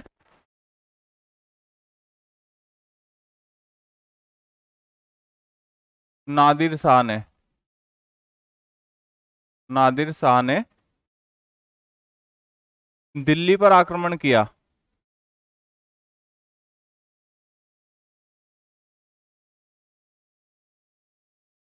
दिल्ली पर आक्रमण किया। तो जो यहाँ के जो दिल्ली दरबार में मुगल कालीन जो ये थे ना, मतलब आर्टिस्ट थे, ये लोग कहाँ भाग गए? ये लोग कांगड़ा चले गए, है ना। जो वहां के आर्टिस्ट थे ये यहाँ से कांगड़ा आ गए। ठीक है। जो यहाँ के लोकल राजा हुआ करते थे पहाड़ी क्षेत्रों के, उन लोगों ने इनके मतलब जो ये यहाँ के कलाकार थे उन्हें संरक्षण दिया, तो वहां से कांगड़ा शैली का विकास हुआ। ठीक है। और नादिर शाह किसके टाइम पे आया था? किसके? दिल्ली का शासक कौन था उस टाइम? हाँ, मोहम्मद शाह था उस टाइम। ये 1739 में है ना, दिल्ली का शासक था मोहम्मद शाह। मोहम्मद शाह। 1739 में दिल्ली का शासक था मोहम्मद शाह। ये ड्रॉ कर लिया? कर लिया? कर लिया? इसको रंगीला भी कहा गया है, मोहम्मद शाह रंगीला। कहा गया ऐसे? बहुत रंगीला आदमी था ये। ये अपने उसमें इसके कोर्ट में देख लो, एक बहुत इंपॉर्टेंट वो है जो उस टाइम के हिस्टोरियंस ने दिया है।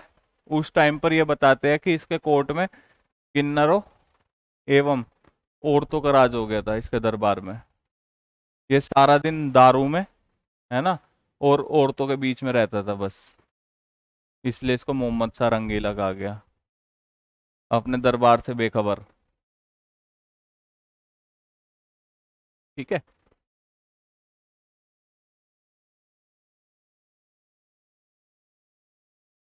ये लिख लिया आप लोगों ने? कंप्लीट है? अगला पॉइंट करवाऊं? ये मोहम्मद शाह। मोहम्मद शाह उस टाइम पे 1739 में दिल्ली का शासक था, और ये नादिर शाह वही हुआ है जो दिल्ली से क्या लेके गया था? कोहिनूर लेके गया था, और तख्ते ताउस लेके गया था। ठीक है। तख्ते ताउस किसने बनवाया था? शाहजहां ने, है ना। पीकोक, पीकोक वो बोलते हैं उसे। हाँ। ये नादिर शाह ही था जो दिल्ली से कोहिनूर लेके गया और तख्ते ताउस अपने साथ लेके गया। ठीक है।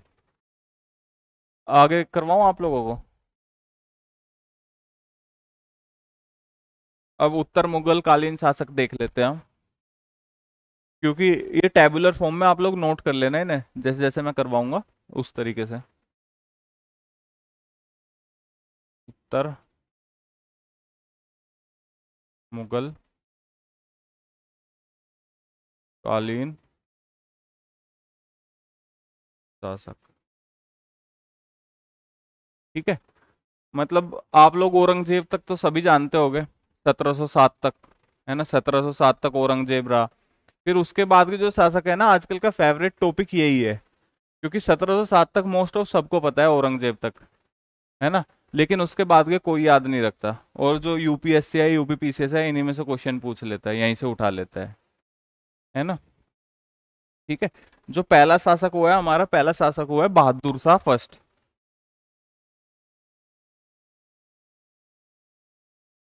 बहादुर शाह फर्स्ट। ठीक है। इसका टाइम पीरियड क्या रहा है? इसका टाइम पीरियड रहा है 1707 से 1712 तक। 1707 से 1712 तक। ठीक है। और फिर जो इससे अगला शासक हुआ है,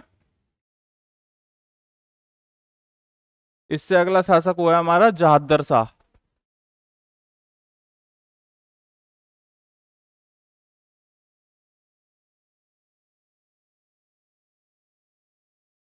जहादर शाह।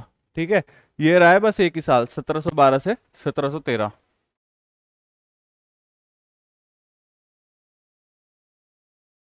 ठीक है। फिर जो अगला शासक हुआ है वो हुआ है हमारा फरुख सियर।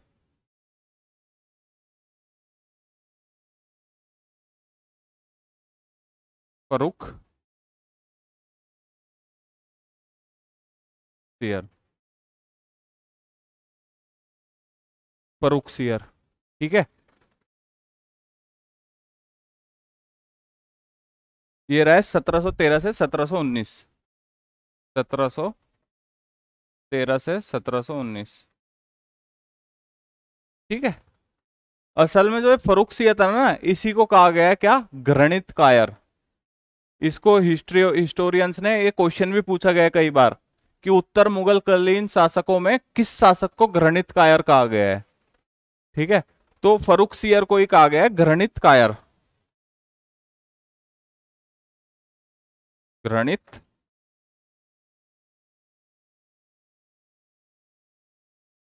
घृणित कायर। ठीक है ना। और इसके पीछे रीजन भी है, इसे घृणित कायर क्यों कहा गया। इसे घृणित कायर इसलिए कहा गया, जो जहादर शाह हुआ ना, है ना, इसने क्या काम किया था, इसने सैयद ब्रदर्स हुए हैं उस टाइम पे। सैयद ब्रदर्स। सैयद ब्रदर्स को उस टाइम पे किंग मेकर्स कहा जाता था। सैयद ब्रदर्स ने लगातार 3 शासकों को एसेसन किया है। 3 शासक लगातार, उन्होंने लगातार 3 शासक बदले हैं, है ना। अब जो फरुख सियर के बाद 2 शासक देखोगे ना, वे लगातार मारे हैं उन्होंने, लगातार। जो सैयद ब्रदर्स थे, सैयद ब्रदर्स को, इसमें एक पॉइंट लिख लेना आप साइड में।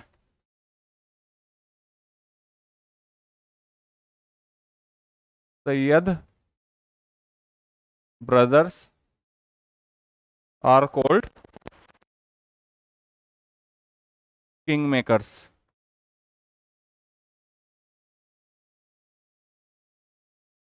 और इसमें जो पहला भाई था, इसका नाम हुआ है सैयद अब्दुल्ला खान। सैयद अब्दुल्ला। सैयद अब्दुल्ला खान। ठीक है। जो दूसरा भाई था, इसका नाम था सैयद हुसैन अली खान। सैयद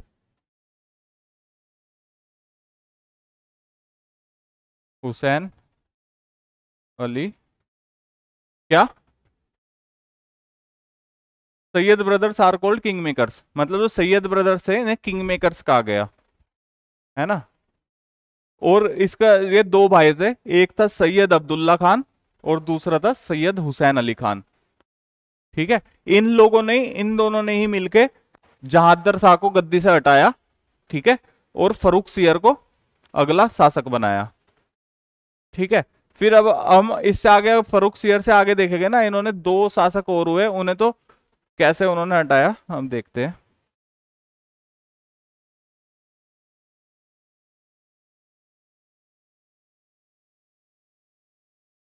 सैयद अब्दुल्ला खान और दूसरा सैयद हुसैन अली खान। ठीक है। इन दोनों भाइयों ने जहादर शाह को गद्दी से हटाया और फरुख सियर को अगला शासक बनाया। ठीक है। फिर इन्होंने फरुख सियर को भी हटाया। ठीक है। फिर अगला शासक किसे बनाया,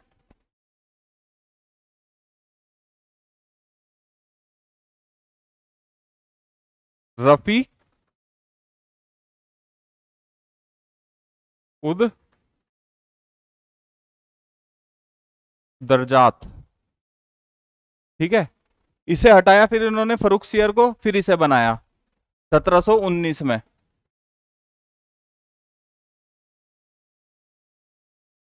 ठीक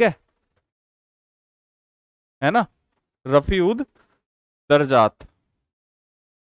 रफी उद दरजात। ठीक है। और फिर 1719 में इन्होंने इसे भी टपका दिया। 1719 में इन दोनों भाइयों ने इसे भी टपका दिया। फिर जो अगला बनाया, इन्होंने बनाया रफी उद दौला।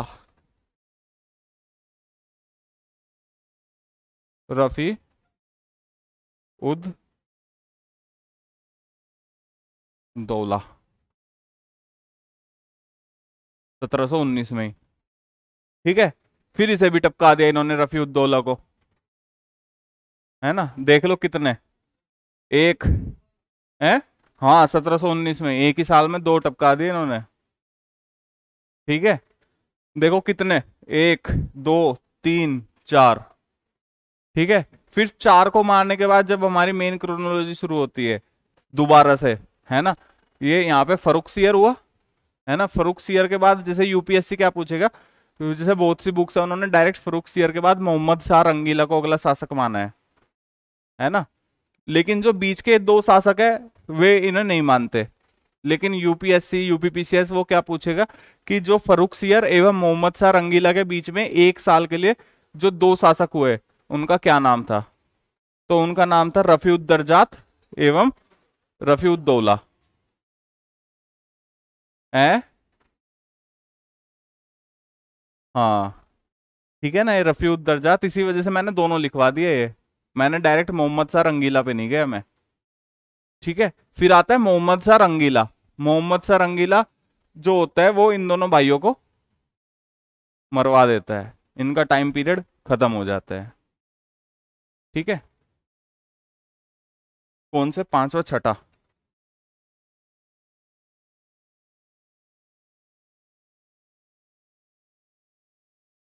जो 6ठा शासक हुआ है हमारा वो हुआ है मोहम्मद शाह रंगीला, और इसने उत्तर मुगल काल में सबसे ज्यादा लंबा शासन किया है ना। बाकी कोई भी 2 साल देखेंगे हम, कोई 3 साल देखेंगे, लेकिन जो इसने शासन किया है वो सबसे लंबा किया है। इसका शासन काल रहा है 1719 से 1748 तक, 1719 से 1748 तक, ठीक है। इसी के टाइम पे नादिर शाह ने अटैक किया दिल्ली पे, जो भी लिखवाया मैंने, इसी के टाइम पे अटैक किया है नादिर शाह ने, मोहम्मद शाह रंगीला के टाइम पे, ठीक है। वो कोहिनूर अपने साथ ले गया और तख्ते ताउस भी अपने साथ ले गया वापस, ठीक है। जो हम अगला देखेंगे, अगला हम देखेंगे जो इससे अगला हुआ वो हुआ आलमगीर 2, 7th हुआ है आलमगीर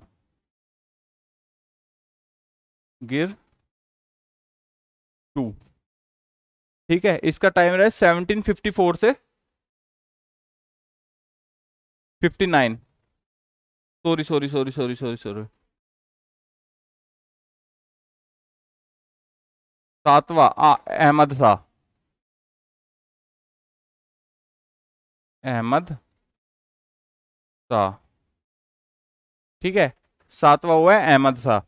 इसके बाद अहमद शाह का टाइम पीरियड रहा है 1748 से 54, 1748 से 54, ठीक है, ठीक है। दूसरा जो ये 8वां हुआ है हमारा, 8वां हुआ है फिर आलमगीर 2, 1754 से 59, आलमगीर 2, 1754 से 59, ठीक है। और जो हमारा 9वां हुआ है, 9वां शासक हुआ है हमारा फिर शाह आलम 2, शाह आलम 2, ठीक है। ये हुआ हमारा 1759 टू 1806, 1759 टू 1806। इसी के टाइम पे क्या हुआ, इसी के टाइम पे बैटल ऑफ बक्सर हुई, शाह आलम 2 के टाइम पे बैटल ऑफ बक्सर, ठीक है। उसमें कौन कौन थे, उसमें अगेंस्ट ब्रिटिशर्स, है ना, बैटल ऑफ बक्सर इसी के टाइम पे हुई है। जैसे मान लो आपसे पूछ ले कि किस मुगल शासक के टाइम पे बैटल ऑफ बक्सर हुई, तो किसके टाइम पे हुई, शाह आलम 2 के टाइम पे हुई। और इसी के टाइम पे किसने, अहमद शाह अब्दाली ने अटैक किया था भारत को, 3rd बैटल ऑफ पानीपत, ठीक है। इसी टाइम पे हुई थी 3rd बैटल ऑफ पानीपत, ठीक है। अब जो हमारा अगला शासक हुआ है इसके बाद हुआ है अकबर 2, किसका, शाह आलम 2। असल में क्या हुआ, इसने कुछ ही टाइम तक शासन किया, पर फिर किसकी सत्ता आ गई, ये पेंशनर हो गया था ब्रिटिशर्स का, ये ब्रिटिशर्स का पेंशनर हो गया था, जो अब हम देखेंगे अकबर 2 में, है ना। यहां से मतलब आप ये मान लो, यहां से जो हमारे मुगल्स थे मुगल्स का बिल्कुल शासन खत्म हो गया था, उनके ऊपर ब्रिटिशर्स की शासन स्थापित हो गया था। ये लोग सिर्फ और सिर्फ ये नाम के राजा रह गए थे, नाम के बादशाह रह गए थे, लेकिन इनके ऊपर जो ये सिर्फ और सिर्फ पेंशनर बन के रह गए थे ब्रिटिशर्स के। ब्रिटिशर्स इन्हें पेंशन दिया करते थे। ठीक है। हाँ। अब अगला हम देखते हैं अकबर दो, अकबर टू। ठीक है, अकबर टू जो हुआ है, अकबर टू है 1806 से 1837। ठीक है, इसी के टाइम पे क्या हुआ, जो अकबर टू था, इसमें एक आगे पॉइंट लगा के लिख लो। इसी के टाइम पे हुआ जो वो थे, क्या नाम है, राजा राम मोहन रॉय है। नहीं यार, सती प्रथा तो है ही है, मैं इनके बारे में बात कर रहा हूँ, राजा राम मोहन रॉय का इनके कॉन्टेक्स्ट में क्या योगदान था। राजा को जो उपाधि दी थी ना, मोहन रॉय, राम मोहन रॉय उनका नाम था, जो राजा उपाधि दी थी उन्हें अकबर टू ने दी थी। राजा राम मोहन रॉय को, इसे लिख लो आप। राजा राम मोहन रॉय को जो उपाधि दी थी राजा की, वो अकबर टू ने दी थी। अकबर टू ने उनके नाम के आगे जोड़ा राजा। ठीक है। और जो वे थे राजा राम मोहन रॉय, वो ब्रिटेन गए थे इनकी पेंशन बहाली के लिए। इनकी पेंशन रोक दी थी ब्रिटिशर्स ने, इनकी पेंशन बहाली के लिए वे ब्रिटेन गए थे, और ब्रिटेन में ही उनकी डेथ हो गई थी राजा राम मोहन रॉय की। तो वहीं पे ब्रिटेन में ब्रिस्टल में उनकी समाधि बनी हुई है। अगर आपसे क्वेश्चन पूछा है राजा राम मोहन रॉय की समाधि कहाँ है, वो ब्रिस्टल में है, ब्रिटेन में। ठीक है, तो लिख लो आप, राजा राम मोहन रॉय इनकी पेंशन की बहाली के लिए ब्रिटेन गए, वहीं उनकी डेथ हो गई, और वहीं पे ब्रिस्टल में इनकी समाधि बनी हुई है राजा राम मोहन रॉय की। ठीक है।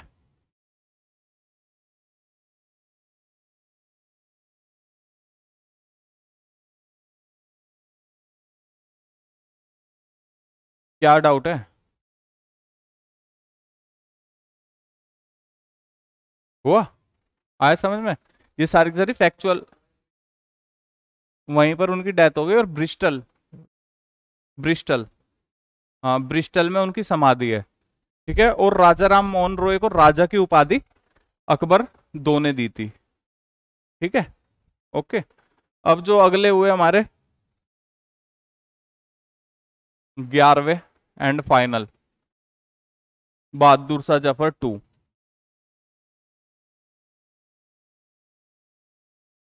बहादुर शाह जफर टू।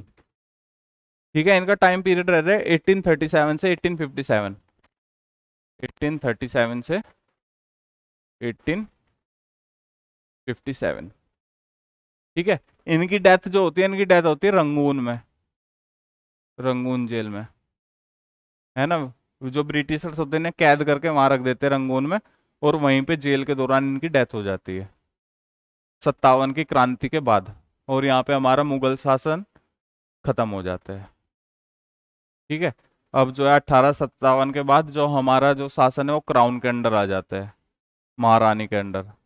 ठीक है, तो ये तो हुई बात। समझ आया आप लोगों को किसने क्या किया? जो ये फैक्ट्स है, फैक्ट्स पता लगे? ये फैक्ट्स बहुत इंपॉर्टेंट है आप लोगों के लिए, है ना। इन फैक्ट्स को ध्यान रखना है। चलो मैं सवाल ही पूछ लेता हूँ आप लोगों से। गणित कायर किसे कहा गया? बताना, अभी अभी जो मैंने करवाया है। ठीक है, और क्या बोलते हैं, ये बक्सर का युद्ध किसके टाइम में हुआ है? हाँ, ठीक है। और राजा राम मोहन रॉय को राजा की उपाधि किसने दी? हाँ, ठीक है। और क्या बोलते हैं इसकी, क्या नाम है, राजा राम मोहन रॉय की डेथ किधर हुई थी, किस जगह? हाँ, ब्रिस्टल में उनकी समाधि है। ठीक है, ओके। और कांगड़ा कला शैली समझ में आ गई? आ गई ना? क्या है कांगड़ा कला शैली? हाँ, हाँ, हाँ, ठीक है। कोई डाउट्स वगैरह आप लोगों के? डाउट्स वगैरह नहीं है ना कुछ भी? समझ आ रहा है जो मैं करवा रहा हूँ, या फिर कुछ ऐसा जो मैं छोड़ रहा हूँ, आप लोगों को समझ ना आया हो, ऐसा कुछ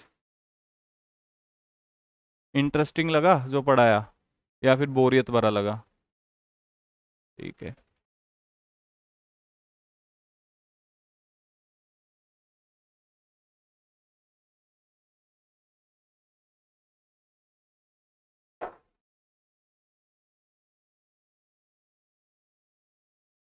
अब हम बात करेंगे बंगाल की। ठीक है, बंगाली भाषा का विकास कैसे हुआ? पॉइंट डाल लीजिए, बंगाल नजदीक से एक नजर। बंगाल नजदीक से एक नजर।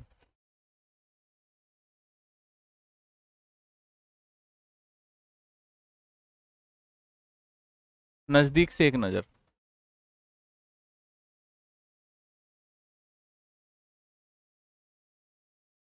देखिए जो बंगाली है ना, बंगाली भाषा को संस्कृत से निकला हुआ माना जाता है, कि बंगाली भाषा का जो विकास हुआ है वो संस्कृत से हुआ है। पर जब हम पढ़ते हैं जो बंगाली भाषा है, जब अगर हम उसकी हिस्ट्री को देखते हैं बंगाली भाषा की, हम देखते जो ओल्ड बंग हम देखते जो ओल्ड लैंग्वेजेस थी जो बंगाल में बोले जाती थी, उनका संस्कृत से कोई भी लेना देना नहीं था, है ना। लेकिन जो अगर हम आज की करंट बंगाली को देखते हैं, है ना, उसका संस्कृत के कुछ गुण उसमें दिखाई देते हैं। जब जो बंगाली ओल्ड बंगालीज बोली जाती थी, उनका कोई लेना देना नहीं था संस्कृति में, तो ये एक गुण कहाँ से आ गए इसमें? क्या लगता है आपको, कहाँ से आए होंगे? कैसे आज कहते हैं हिस्टोरियंस की बंगाली जो लैंग्वेज है उसमें संस्कृत के गुण है? कैसे लगता है आपको, कैसे आए होंगे? क्या रीजन हो सकता है उसका? नहीं पता? क्या?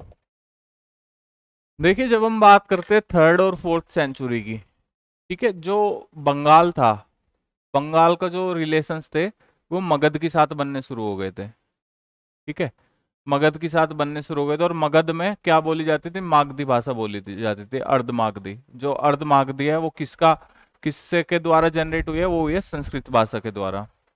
ठीक है, जब थर्ड फोर्थ सेंचुरी में, मतलब जब बंगाल के रिलेशन बन रहे थे मगध के द्वारा, तो क्या हुआ, यहाँ के लोग बाग थे मगध के, वे उधर गए, वे उनके कांटेक्ट में आए। तो कांटेक्ट में आने से क्या हुआ, जो वे संस्कृत मगधी भाषा बोलते थे, तो उनके कांटेक्ट में आने से संस्कृत के कुछ तत्व बंगाली भाषा में चले गए, ओल्ड बंगाली में। ठीक है, फिर आगे चल के क्या हुआ, फोर्थ सेंचुरी में गुप्त डायनेस्टी का उदय हुआ। ठीक है, गुप्त डायनेस्टी ने बंगाल को अपने अंदर ले लिया। ठीक है, बंगाल को अपने अंदर ले लिया, तो फिर वहां पे गुप्त डायनेस्टी थी, वो किस भाषा का यूज किया करती थी? वे यूज करते थे हिंदी भाषा का। ठीक है, संस्कृत भाषा का, जो वहाँ की उस टाइम की ब्राह्मण्स की भाषा हुआ करती थी वो संस्कृत हुआ करती थी। ठीक है, तो संस्कृत और भी ज्यादा फोर्थ सेंचुरी में हुआ।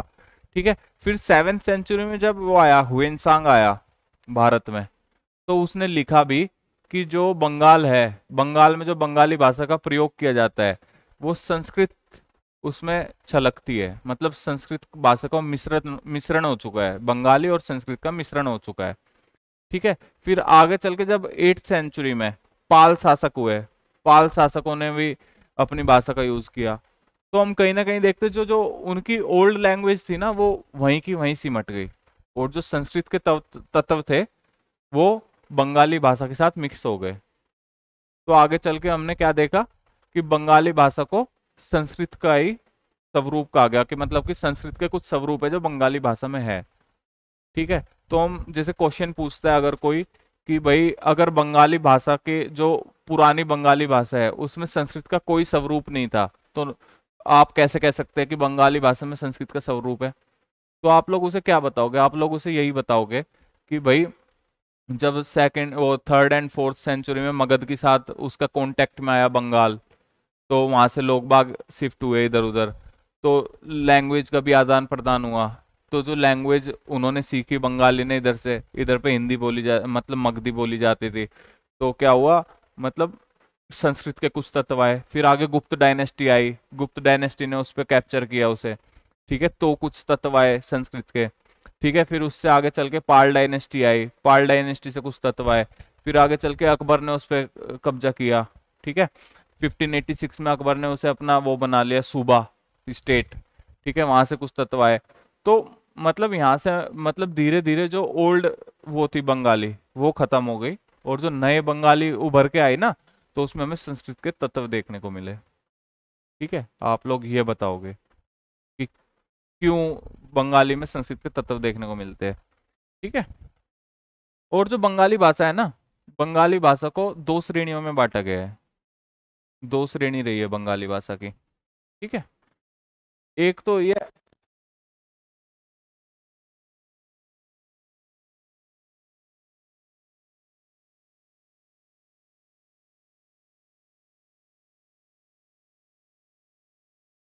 बंगाली भाषा,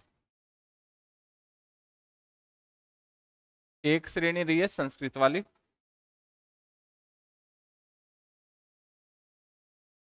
और दूसरी श्रेणी रही है संस्कृत से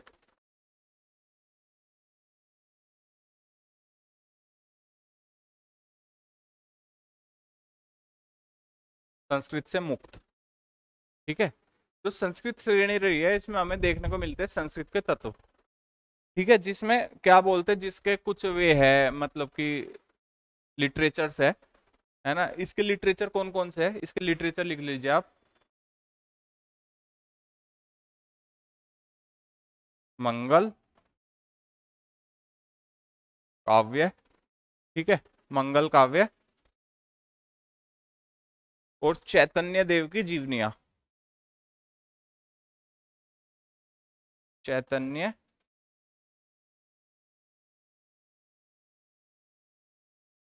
देव की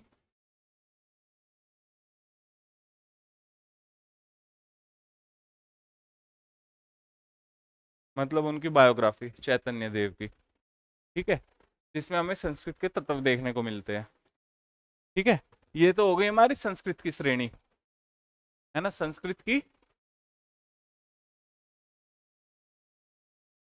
श्रेणी, ठीक है। और ये हो गई संस्कृत से मुक्त, ठीक है। और जो संस्कृत से मुक्त है इसमें हम देखने को मिलता है हमें नाथ साहित्य, नाथ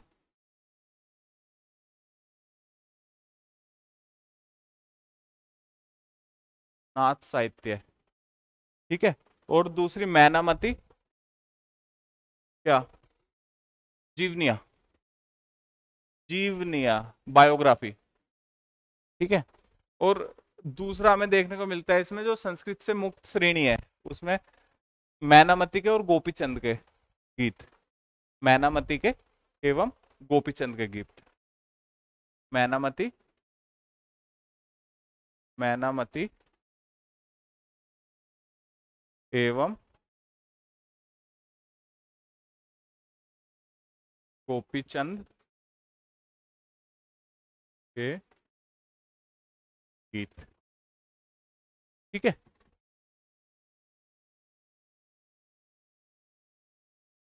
मतलब दो श्रेणियों का विकास हुआ बंगाली भाषा में, ठीक है।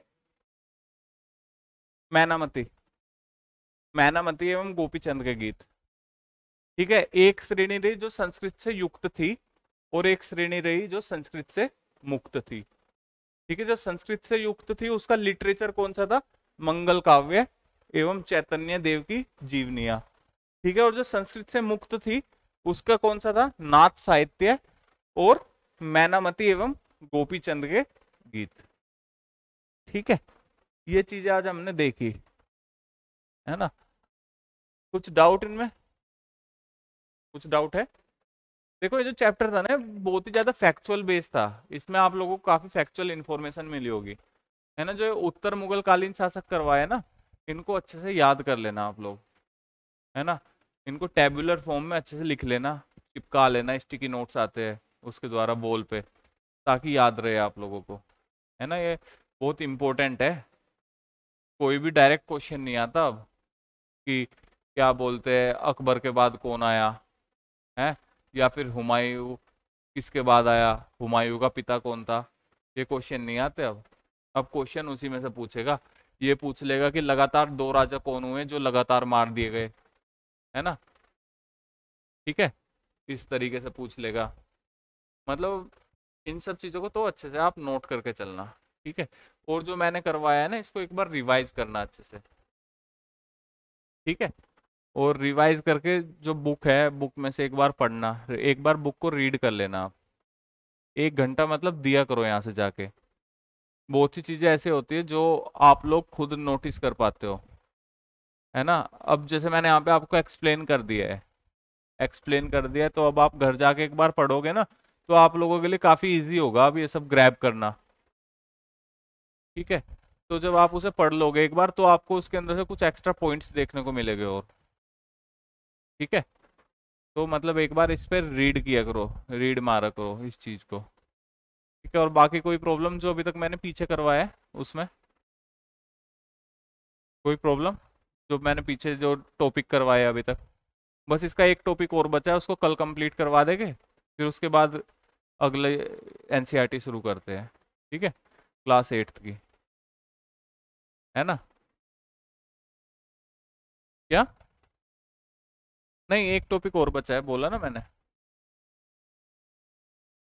हाँ। नहीं वो कौन सा चैप्टर है? कल करवाऊंगा इसको मैं। हाँ, इसको कल करवाऊंगा, ठीक है। चैप्टर 10 जो है वो मैं कल करवाऊंगा, उसके बाद हमारी नेक्स्ट एनसीईआरटी शुरू हो जाएगी, है ना, ठीक है, क्लास 8th, फिर उसे करेंगे। और आप लोगों को मैं बता दूंगा जो इसके एमसीक्यूज है ना, वो कहाँ से करने हैं एनसीईआरटी के, ठीक है। पहले इसको कंप्लीट करते हैं हिस्ट्री को। और क्लास 6th की एनसीईआरटी हो गई थी आप लोगों की कंप्लीट? समझ आ रहा है जो मैंने आज करवाया? क्लास समझ आई आप लोगों को? कोई डाउट्स वगैरह? कोई नहीं है ना? ओके।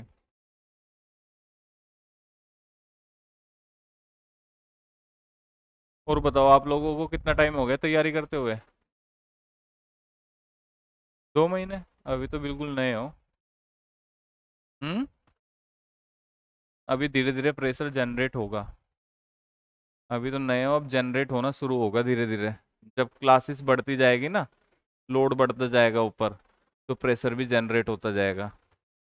जब तक पूरा सिलेबस खत्म होने को आएगा ना, आप लोग ये कहोगे कि मैं क्यों आ गया इस तैयारी में, ठीक है ना। तो उस ये इन सब चीज़ों से डरना मत। मैं वही कहने की कोशिश कर रहा हूँ, डरना मत। अगर डर गए ना, तो मैं सच्ची कह रहा हूँ, कॉन्फिडेंस जीरो हो जाएगा बिल्कुल, है ना। किसी भी चीज़ में कोई भी है ना 100% श्योर नहीं होता किसी भी चीज़ को लेके, है ना। चाहे आप कितना भी पढ़ लो, कितना भी कुछ भी कर लो, आप कभी भी 100% श्योर नहीं हो सकते कि सब आता है मुझसे, क्योंकि ज्ञान जो है बहुत बड़ा क्षेत्र है ज्ञान का, है ना। अब एग्जाम में भी बहुत सी सिचुएशंस बनती है। एग्जाम में भी ऐसा हो सकता है कि शायद मैं एग्जाम देने गया हूँ, तो जो मैं पढ़ के गया हूँ उतना आ गया हो, मेरी किस्मत अच्छी रही हो, है ना। लेकिन आप 12-12 घंटे पढ़े हो, लेकिन जो आपने पढ़ा वो नहीं आया, आपका कॉन्फिडेंस डाउन हो गया, मोरल डाउन हो गया, है ना। तो ये नहीं है कि मैंने ज़्यादा पढ़ लिया तो मैं ही हो जाऊंगा, और तूने कुछ नहीं पढ़ा तो तू हो जाएगा। अपना सेल्फ कॉन्फिडेंस, सेल्फ एस्टीम बना के रखो अपनी, है ना। जितना पढ़ा है उतना कॉन्फिडेंटली पढ़ो, अच्छे से पढ़ो, ठीक है। कुछ भी डाउट हो मुझसे आके सलाह करो एक बार कि मुझे ये नहीं आ रहा, इसमें दिक्कत है, ठीक है। इसके अलावा भी कोई डाउट हो, है ना, कुछ समझ नहीं आती चीज़ें, परेशान रहते हो किसी भी चीज़ को लेके, वो आके डिस्कस करो मुझसे, ठीक है। तो टेंशन नहीं लेनी, अपना बस मज़े करने हैं और पढ़ना है, ठीक है। और थोड़ा बहुत अपने आप को भी टाइम दिया करो, है ना। अपने आप को टाइम कैसे, इन द सेंस, कभी मान लो मन नहीं है तो थोड़ा अपने आप को एंटरटेन कर लिया, है ना, घूम लिए फिर लिए अपना। कभी कभार का मन हो रहा है मूवी का, यार किताब एग्जॉस्ट कर देती है माइंड को। जो किताबें है ना, वो माइंड को पूरी तरह से निचोड़ देती है। आप लोग है ना, जब लगातार 3 दिन 4 दिन पढ़ लोगे ना, 5वें दिन आके आपको ऐसा लगेगा अब कुछ दिमाग में नहीं आ रहा, सब कुछ मिक्स हो रहा है ना। हाँ, तो वही है।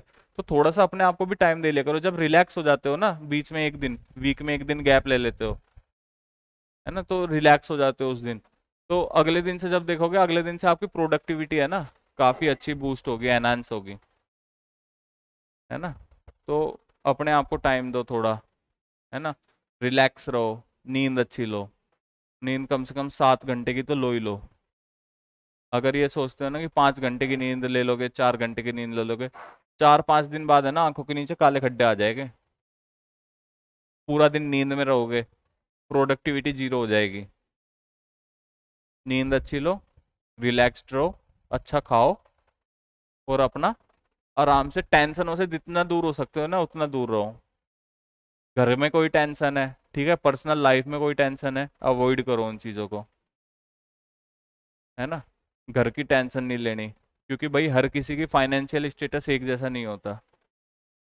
बहुत से लोग ऐसे होते हैं कि अगर कोई यहाँ दिल्ली में भेज रहा है ना अपने बच्चों को पढ़ाने, यहाँ पे तैयारी करवाने भेज रहा है, तो उसमें से 5 लोग ऐसे हो गए कि जिनकी फाइनेंशियल स्टेटस अच्छा है। जो यहाँ भेज रहा है ना, समझो उसका फाइनेंशियल स्टेटस अच्छा है, तभी वो यहाँ भेज पा रहा है अपने लड़के को भेजने। यहाँ पे 1 साल का खर्चा 2-2.5 लाख के आसपास आता है रहने रहने का। और कुछ लोग उसमें ऐसे भी होते हैं जो बेचारे बहुत कष्टों से यहाँ रहते हैं कि किसी तरह रह लो, तैयारी हो जाए। ठीक है, तो उन चीजों की टेंशन नहीं लेनी है, उसकी टेंशन लेने के लिए घर पे मम्मी पापा है। आप यहाँ पे जिस काम के लिए हो ना, अपनी पढ़ाई के लिए, उस चीज की लेनी है। अगर आप वो टेंशन लेके रखोगे ना अपने माइंड में, तो पढ़ नहीं पाओगे, है ना। और कभी भी अपने मम्मी पापा को अपनी चीजें नहीं बतानी है कि मुझे समझ नहीं आ रहा है, ये नहीं हो रहा है, इस चीज की टेंशन है, ये है वो है। भाई उन लोगों ने आपसे बहुत सारी उम्मीदें लगा के रखी है।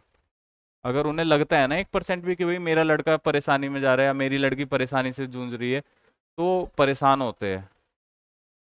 तो भाई कई बार पीटी नहीं होता, घर बता देते ये नहीं हुआ वो नहीं हुआ, पेरेंट्स गुस्सा करते हैं कि फिर तूने पढ़ाई किया, ये क्या किया, वो क्या किया, मेंस नहीं हुआ तूने क्या किया, पढ़ाई किया तूने, है ना। तो उन्हें बताने की जरूरत नहीं है यार, उन्हें नहीं पता कि कितना लंबा प्रोसेस है यूपीएससी यूपीपीसीएस सिविल सर्विसेज का।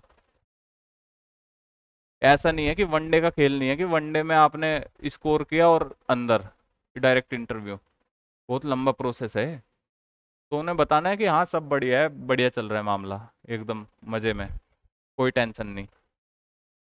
अपना फोकस रखो, टेंशनों से दूर रहो, अपना फोकस रखो पढ़ाई पे। बहुत मजेदार लाइफ है, बहुत मजेदार जिंदगी है। अगर आपने इसमें रुचि लेके पढ़ ली ना, तो जरूरी नहीं है कि आप इसी फील्ड में कामयाब हो, बहुत सारी अदर भी फील्ड्स है ना। अब मैं हूँ जाऊँ मैं वो बता नहीं सकता कि मैं अभी कहाँ हूँ, क्या वर्क करता हूँ। ठीक है, वो थोड़ा सा कॉन्फिडेंशियल है, नहीं बता सकता उस चीज़ को मैं। लेकिन मेरी रुचि थी पढ़ाने में, मैंने तैयारी की, अभी भी कर रहा हूँ तैयारी, अभी लीव विदाउट पे ली हुई है मैंने डिपार्टमेंट से अपने, है ना। कि मतलब कि मैं विदाउट सैलरी अपनी तैयारी करने के लिए आया हूँ, जिसमें मेरा 3 महीने का मेडिकल है, और अब मुझे सैलरी नहीं मिलेगी ना, आगे मेरे प्रमोशंस हो गए, इतने मैं लीव विदाउट पे रहूँगा। जब मैं चाहे अब से 1 साल बाद या 1.5 साल बाद दोबारा ज्वाइन करूँगा जाके, तब जाके फिर से मेरा वही शुरू होगा। लेकिन इतने मैं लीव विदाउट पे रहूँगा, इतने मेरे ना तो मुझे सैलरी मिलेगी, ना मुझे मतलब कि सीनियरिटी में कोई फ़ायदा होगा। वही सिस्टम रहेगा जो जब आया हूँ अब। लेकिन मुझे पढ़ाने में रुचि थी, अपनी तैयारी को दोबारा से शुरू करने के लिए मैं आज आपके सामने हूँ, पढ़ा रहा हूँ आप लोगों को। ठीक है ना। मतलब अगर आपके अंदर नॉलेज है ना, नॉलेज है, ज्ञान है, तो ज्ञान कभी वेस्ट नहीं जाता, वो ज्ञान हमेशा कहीं ना कहीं काम आता है। तो मतलब इसको किसी कंपटीशन के नजरिए से मत करो तैयारी यूपीएससी की, कि भाई मुझे कंपटीशन बस यही है, जिंदगी है यूपीएससी। इसको ज्ञान के नजरिए से करो। जब आप लोग ज्ञान के तौर पर पढ़ोगे ना इस चीज को, कि हाँ मुझे ज्ञान लेना है, तो ऑटोमेटिकली देखना आपका एग्जाम भी होगा, और आपको एक ज्ञान की भी प्राप्ति होगी। एक क्यूरियोसिटी होनी जरूरी है इसमें, जानने की क्यूरियोसिटी होनी, कि आपको अंदर एक क्यूरियोसिटी है, एक जानना चाहते हो आप चीज़ों को। अगर आप जानने नहीं चाहोगे ना, देखो इंग्लिश मीडियम वाले बहुत से छात्रों के साथ पता है क्या प्रॉब्लम होती है उनके साथ, ज़्यादातर ये प्रॉब्लम होती है कि वे सिलेबस कवर करने पे ज़्यादा ध्यान रखते हैं, कि जल्दी से जल्दी सिलेबस कवर हो, जल्दी से जल्दी हो, क्यों, ताकि हम आगे बढ़ सके। लेकिन नहीं, जब तक आपको पूरी नॉलेज नहीं होगी ना, तब तक आपको मतलब उस सिलेबस का कोई फायदा नहीं है। अगर मान लो आपके अंदर इथिक्स और इंटीग्रिटी नहीं होगी, तो आप अच्छे आईएएस अधिकारी भी नहीं बन पाओगे। जब तक आपने पीछे से एक स्टेटमेंट देखा होगा, किसान आंदोलन चल रहा था, एक आईएएस अधिकारी था, वो बोल रहा था सिर फोड़ दो इनके, सिर में लाठी मारो। आपको क्या लगता है वो कि अच्छा आईएएस अधिकारी है? नहीं है ना। आप लोगों को मेन चीज है एक अच्छा इंसान बनना है।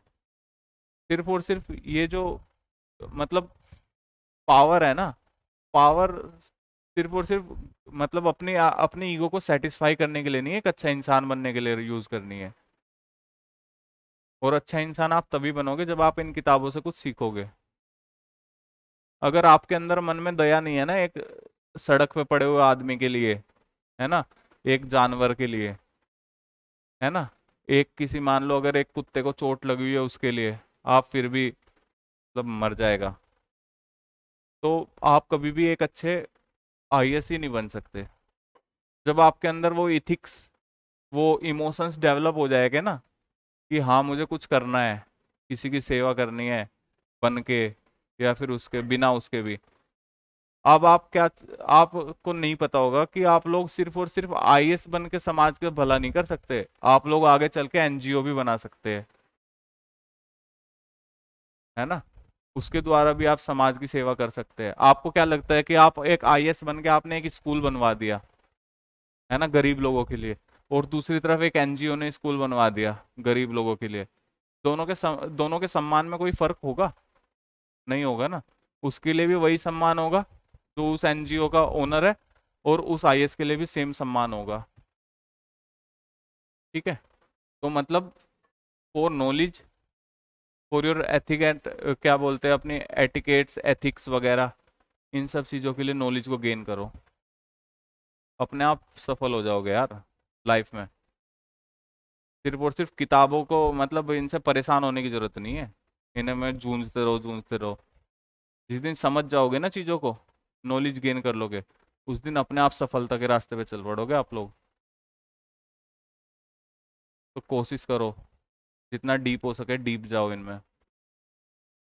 मैं ये नहीं कहता कि एक ही चैप्टर को दे दो 10-10 घंटे 12-12 घंटे, रिसर्च नहीं करनी है, पर ये है कि उन चीज़ों को माइंड में बरसाते हुए चलना है ना, ऊपर ऊपर से नहीं नजर मार के निकल जानी है।